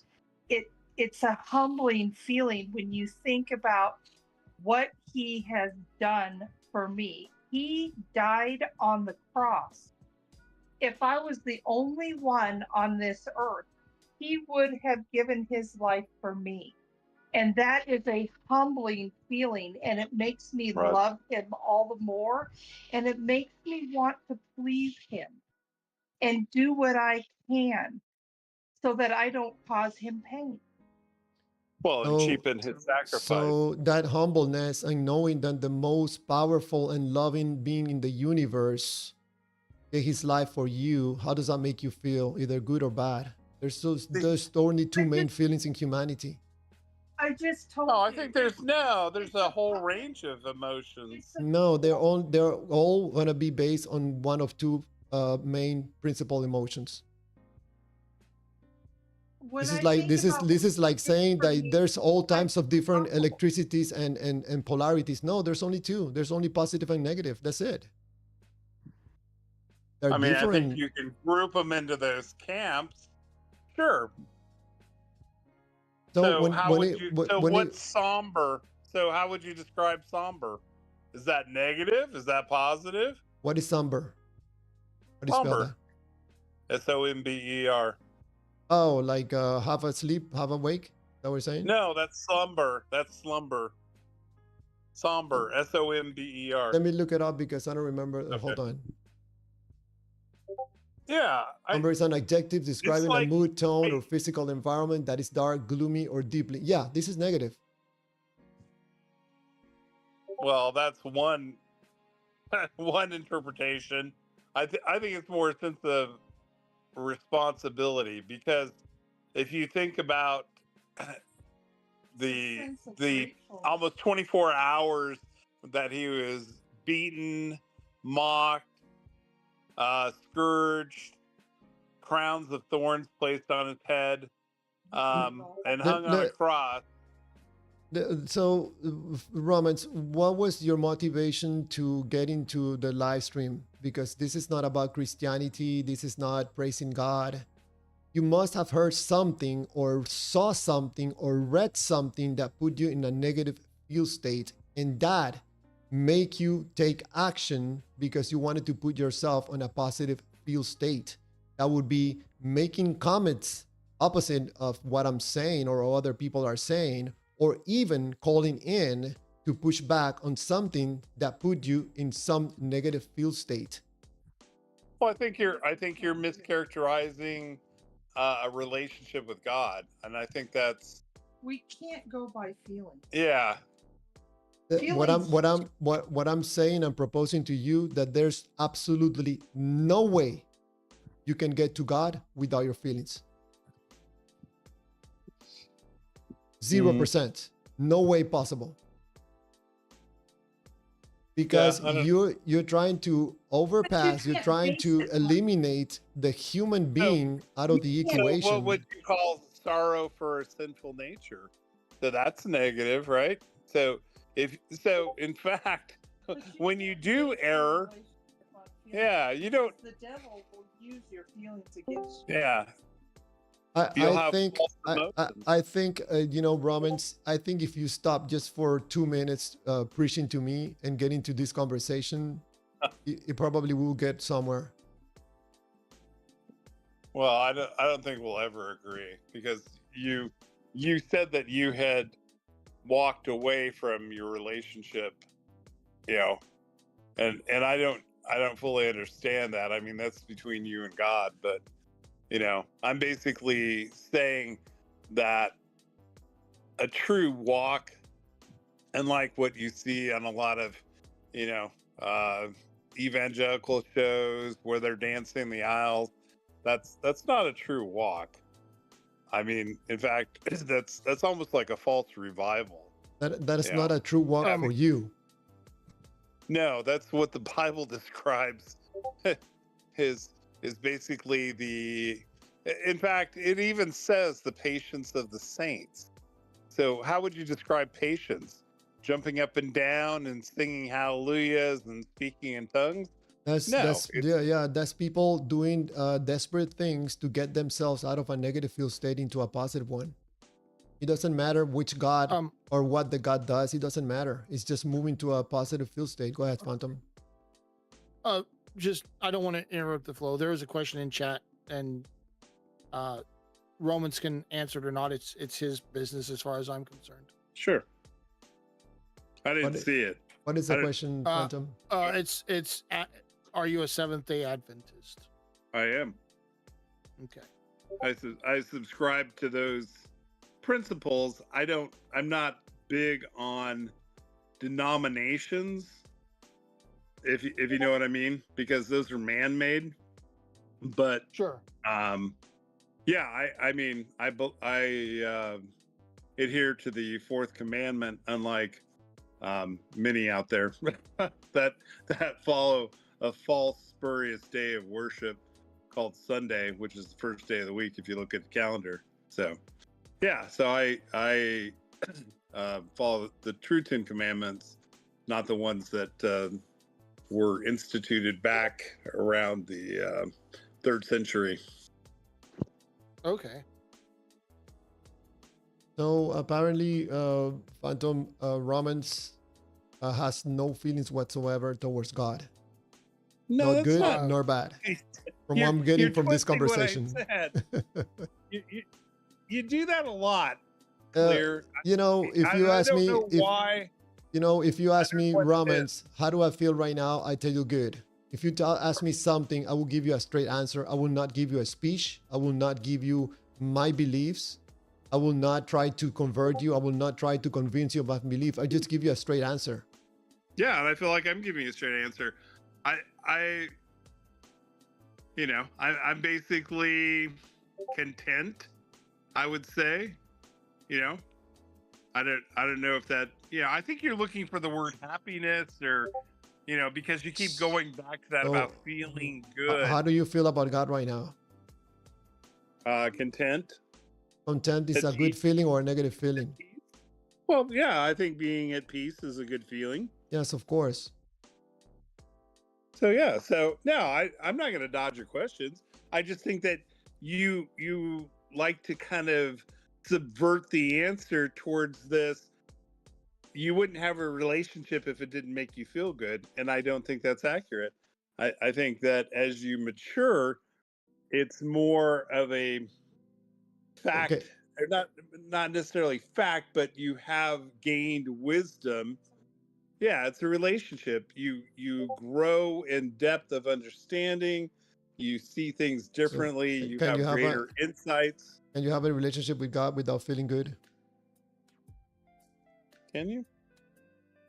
Sometimes you Well, sometimes I'm just like, gee, God, why is this happening to me? What am I supposed to learn? So, yeah. So, like I said, it's not all wine and roses, but you seem to think that you're in this constant state of feeling good. Otherwise, No, you I'm don't not have a saying that. relationship. I'm not saying that you're in this bubbly Okay. state all the time. I'm not saying that. I'm Okay. just saying that We daily agree. you go through this process when some days you find yourself in a negative state because you don't understand what God is doing in your life. But you're gonna go back to the word of God. You're gonna go back to those things that He have done to you, and you're gonna get yourself back to that positive state again in order to continue moving closer to the God. Because this is not about a God. This is about your feelings. In my point of view, respectfully, I'm just sharing with Right. you my point of view. I'm not trying to convince you. Okay. Right. This is how No, I think. This is how I think. Not only what believers do, non-believers also do it with, we do it as human beings with religion, politics, we do it with relationship, we do it with everything in life. well, We sure. go every I mean, day through this well, process. let Go me ahead. put it to you this way: we want to avoid pain. So, Yes. pleasure is definitely a strong motivator. Yes. So, yeah, I mean, in a way, yes, the overarching is, knowing that if we rebel against God, that the wages of sin is death. Yes, if you truly believe that, you will obviously want to avoid that, because that's and then I think, unfortunately, a lot of denominations mischaracterize hell, the state of hell, and they uh, mischaracterize it as it's eternal torment, which is not true. It that became popularized some time ago. So, But no, the so true nature of punishment is that all sin, all sinners, and the angels that rebelled against God will ultimately be destroyed forever. So they won't be sitting in some fiery furnace in the center of the earth to be, reminded of how they rebelled against God. That's not the nature of God. He's not a masochist where he tortures people for eternity. This Some is people will burn longer than others, and but Satan the longest. But this is another conversation. And besides that, whatever happens opposite to going directly to heaven is going to be something that puts people immediately in a negative field state, knowing that probably they're going to be separated from God. Let me ask you something. You don't believe that Allah from the Quran is the right God or real God? I don't know enough to know. I only know that there's one God. I don't know how they understand him. I don't believe that the Muslim faith is a true faith. So, in fact, we know when we study Revelations, we know that the religion of Islam came out of the bottomless pit. So, it's the workings of Satan. So, it's a false religion, like a lot of other false religions. So I'll take it. Hey, Gudra, I'll take it that you have more positive associations with the God of the Bible than the God from the Quran. I don't know how they understand or I I haven't studied the Quran. I just know, like I said, that religion came from a cave and basically yeah. Well, So no, I mean, I can conclude that you don't have some positive emotional attachment to the God of the Quran. yeah, you'd probably be right. I mean, I don't know how they. Yeah, there's only one God. I mean, it's not like the God of the Quran and the God of the Bible. There's just one God. Yeah, but So, in that book is presented in a total different way. Hey, Gudra, you okay. there? Yeah, Well, I don't think he convinced me that his primary motive to believe in God and everything is just because he's going to heaven for entire eternity, being in God and being happy all the time. So it looks well, like to me that there's no guarantee. happy feeling of knowing that he's going to heaven is pushing him this far. That's Yeah. Heaven is not a guarantee. See, that's what like I said, getting Be back back to in the a once minute. saved, always saved. There is no guarantee that you are saved. You can have faith that your sins are covered, but you are never removed as long as you're breathing from temptation. Like, I could do something tomorrow to separate myself from God because I have free will. So I don't subscribe to this, oh, I'm locked in, I'm heaven bound. No, it's a daily walk. So you have the ability to walk away too, just like the prodigal son. I think it wasn't the question, do you have a possibility of walking away with God? He just asked you, do you feel good that you're gonna spend entire eternity in heaven with your Lord? Well, I'm hopeful that I will, but I don't know. That's for God to judge. All I can do is try to obey. But no, I can't make assumptions about my eternal future because I'm not the judge. I don't make that determination. And understand that when you die, you're dead until the first or second resurrection. So so the first resurrection will be resurrection to life. The second one will be unto death. So I don't want to be part of the second. Someone on the chat is saying that Jehovah's Witness and Seventh-day Adventist, both heretical cults. Yeah. Well, we know about the Protestant ecumenical apostate Laodicean church. So Religion does not meet the definition. yeah, it doesn't meet the definition of a cult. Yeah, So, I do respect your beliefs. I'm not gonna call you anything, we especially just go anything straight bad. by the Bible. But Yeah, and you can prove Bible quoting Bible. It's like proving vampires are real, quoting book from vampires. You just need another way. You understand? not at all. No, You, we can you look at the can't, Bible you and can't, see. can you prove Harry Potter is real by reading the book of Harry Potter? Yes, you can, but it's not the scientific way, you know? You can prove I look at the Bible and I look at the truths that have come out of it, how it was prophetically written, and those prophecies have come to fruition. It also tells me what's going to happen. It started at the beginning of the creation of the earth, is going to end with the destruction of the earth. But how can you believe 100% in Bible when God first created earth and then God created sun? I mean, we know all that it's not possible, and then God probably forgot the way he created it, or the Bible isn't true. Like there are 100 things in Bible that are not true at all. It's just made up story. Unfortunately, you'd be 100% wrong, but you have to understand, a lot of people misinterpret the Bible because of their lack of understanding. Yeah, I'd be curious to know what parts are made up. I mean, I hear atheists say, well, rabbits don't chew their cud, or Jesus said he was going to come back while his disciples were alive, which is just another misinterpretation. He was talking about the Mount of Transfiguration. He wasn't talking about. Do you believe that Earth was created before Sun? Like this small body was created before so big one, right? You mean the Earth was created before Sun? Yeah.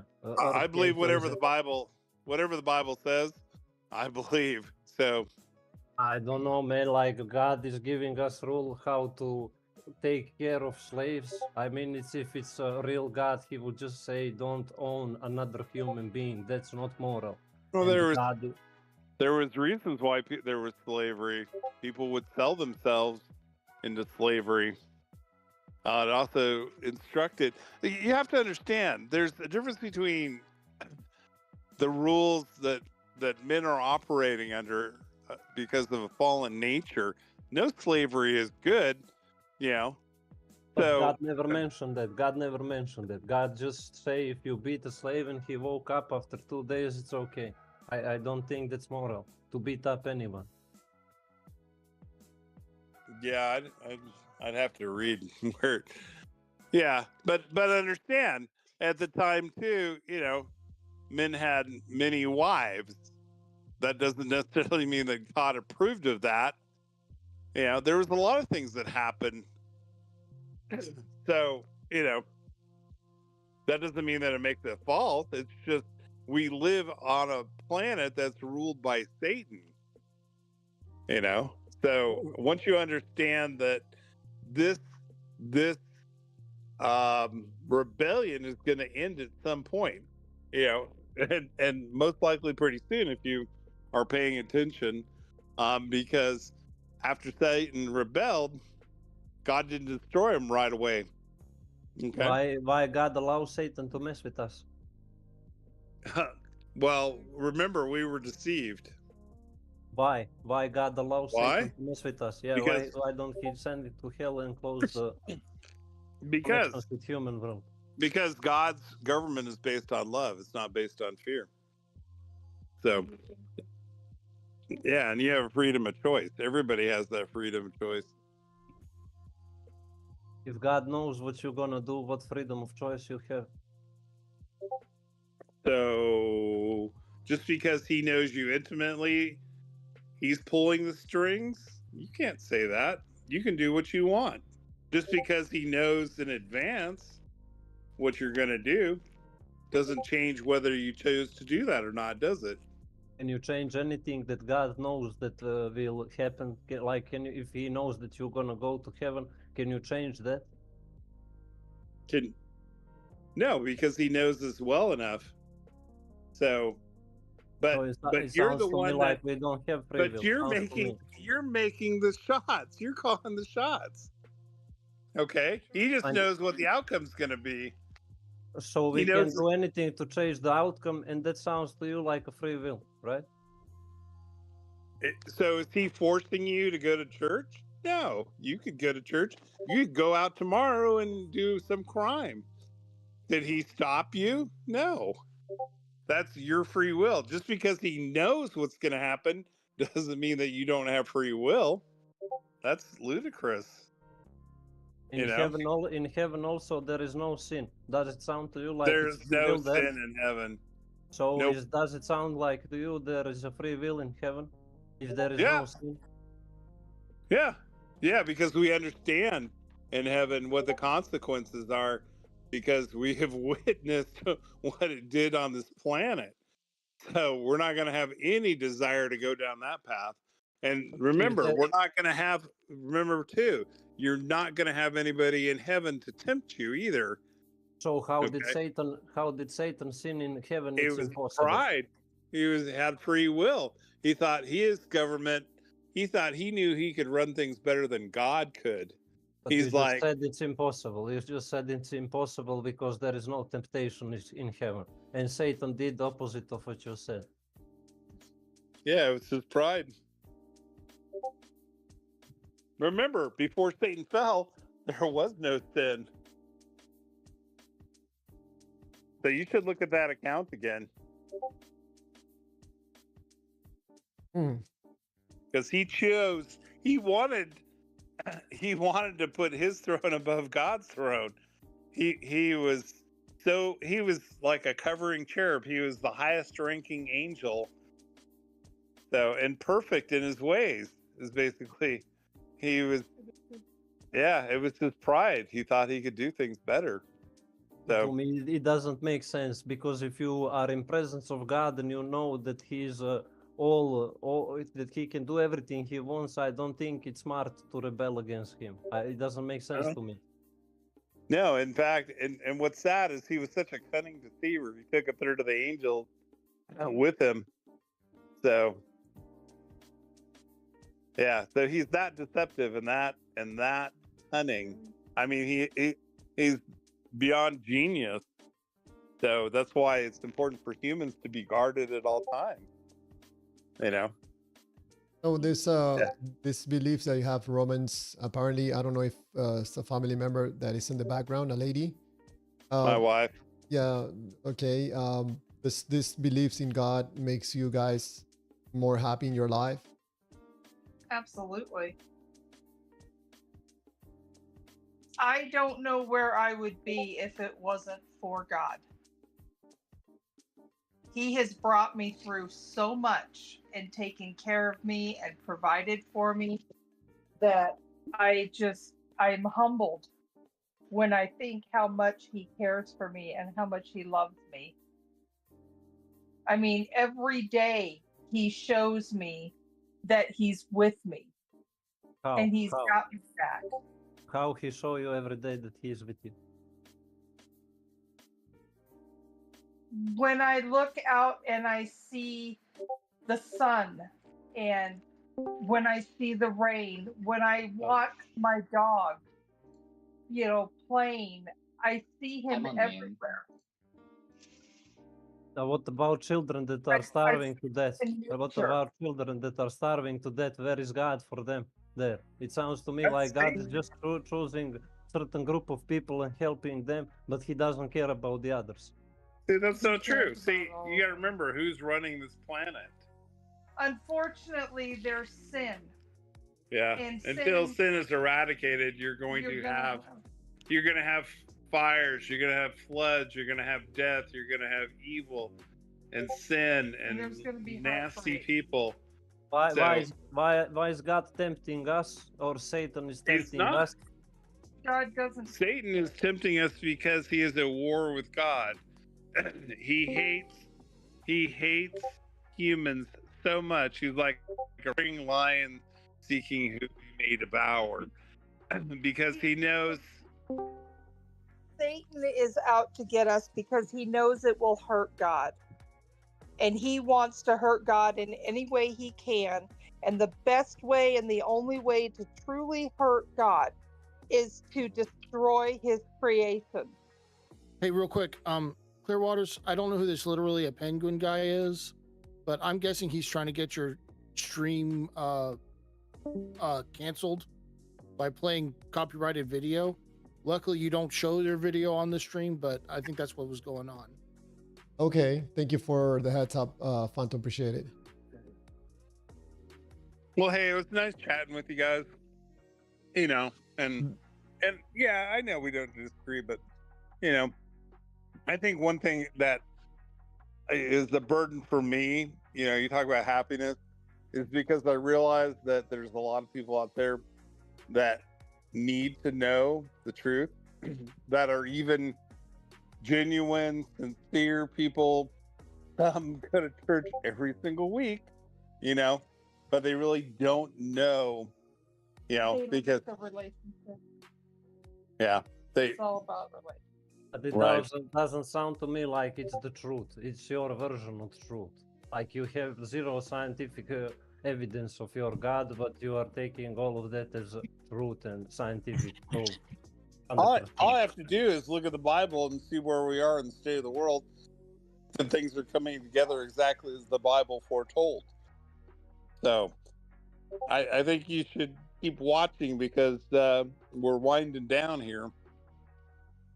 I So, Roman, I just ask you one more question. Why is God tempting us if He knows what we're gonna do? Why is He testing us at all? What's your he's answer? not. He's not. He's letting Satan's rebellion play out. He's gonna make every. He already won the victory on the cross. Okay, but if he was to destroy Satan without this going out, remember too, the angels are watching this. You know, this is a universal conflict that's in play here. Okay, so there's other entities and beings that are watching this play out. I mean, So I can describe you why you think that somebody's watching you. Like any creature before and now, like animals in jungle, it's your survival instinct to see if somebody is watching you because you can be prey in a moment. That's why people believe that somebody is watching them most of the time. no, I don't feel like it. We know that this is a universal conflict against God and Satan. Satan against No, God. I Hey, agree. Clearwaters. I think you get people somehow they got a link and they're trying to shut your stream down. So I think you might want to make sure Oh, yeah. anyone who comes in is muted. Oh my god, wait, that's so awful. Can't believe they do that. I noticed what's All right, going on. Clearwater. Hey, Thank have a you, blessed Romans. Clearwaters. Appreciate it. Thank you for participating, Yeah, Romans, I and always your enjoy wife. talking. Thank you very much. Appreciate it. Hey, Clear I Waters, enjoy I your love your stream. debates. Take care. Have a good evening. You too. Thank you. All right, take care. Bye. Israel. Okay. Okay. Yes. Lake, Python, Al, Sarah. You have any questions? Anything that you would like to ask? Do you think Israel was involved in the tragic death of Charlie Kirk? American. All right. Yeah, Clearwaters. They're trying to Yeah. hijack your stream. Yeah. Yep. I'm just blocking them. Are people I think trolling with PC? That's like not cool. Just blocking them. Oops, sorry.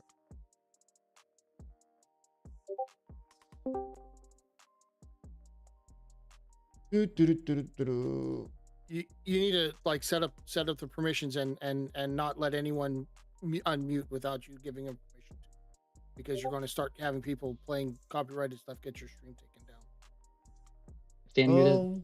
It's a little bit immature. People I don't know, want but to that's talk up. People don't want to engage in conversations, asking questions. No, Talk someone about- someone is trying to hijack your stream. That's why you've got a whole bunch of people coming in right now and playing videos, playing music, and talking about stuff that's off topic. They're just trying to hijack your stream. Wow, how interesting. Very mature. You know, I'm gonna give you a round of applause for trying to block, having conversation, asking questions, trying to talk about human behavior. You know, big round of applause for you. Good.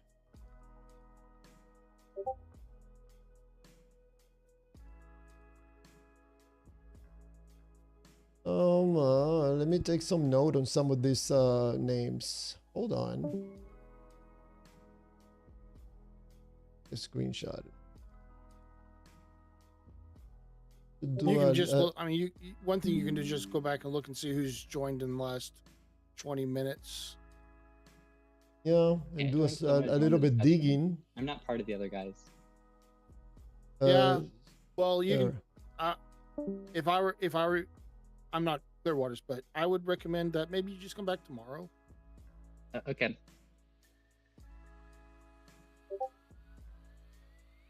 But Why? that's up to Clearwaters, to be honest. Yeah, and Phantom, I'm blogging some of these people, or muting them on the server.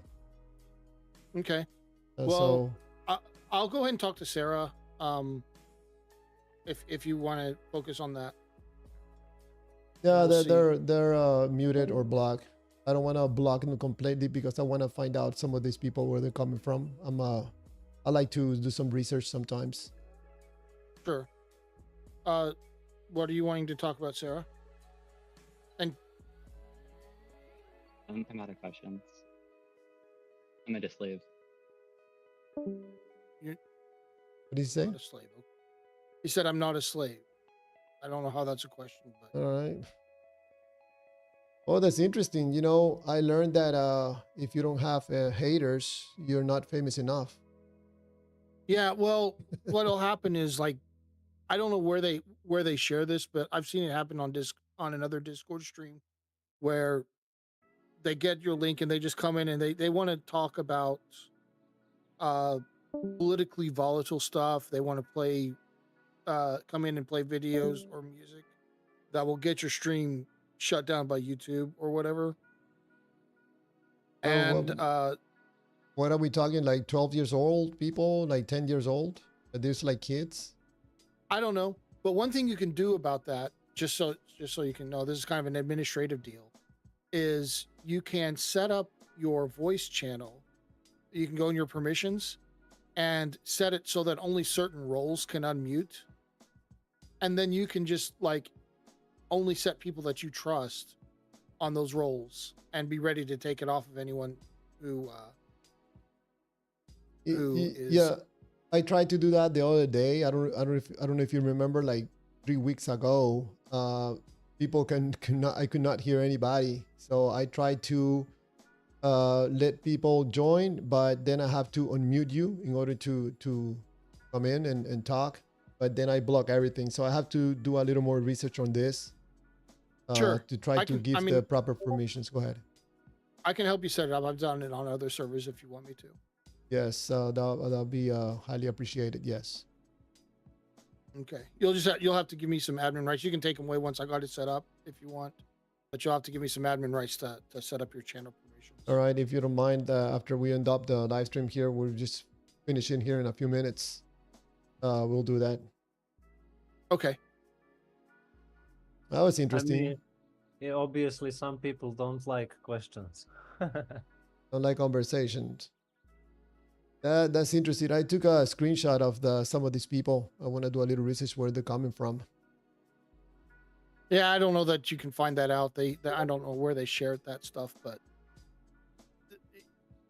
when you get a whole bunch of people coming in all at once, it's some kind of raid where a bunch of people are just coming in to Yeah, I don't know. Just like 5-6 people joined in one moment. Yeah. Yeah.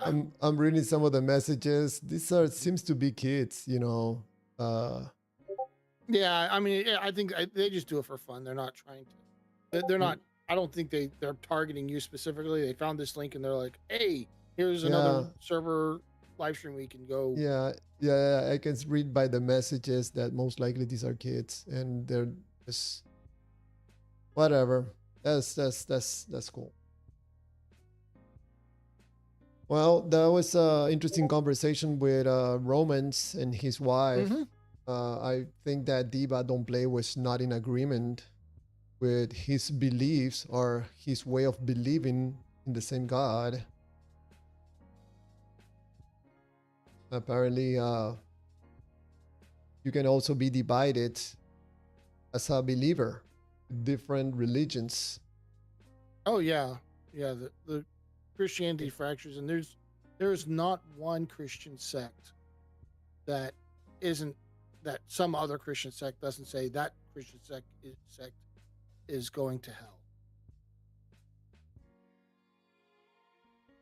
All right. I'm gonna shut down this live stream if you don't mind, Phantom. If you can just hang in there for a few minutes. Sure. Yeah, I said I was gonna end up the live stream like 3 hours. It's been 4 hours and 15 minutes. Yeah, I noticed that. Yeah.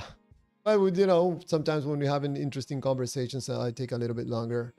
But anyways, let's shut it down. So I'm gonna thank everybody. Thank you, Gudra, Phantom X, and Romans, and everybody that participated in the Discord and also on the live stream chats. Everybody, thank you so much. We're ending here right now, and then we'll be coming back tomorrow night with another interesting topic about humanity, human behavior, and probably in relation to belief in gods. So have a good night and see you again tomorrow. Yeah.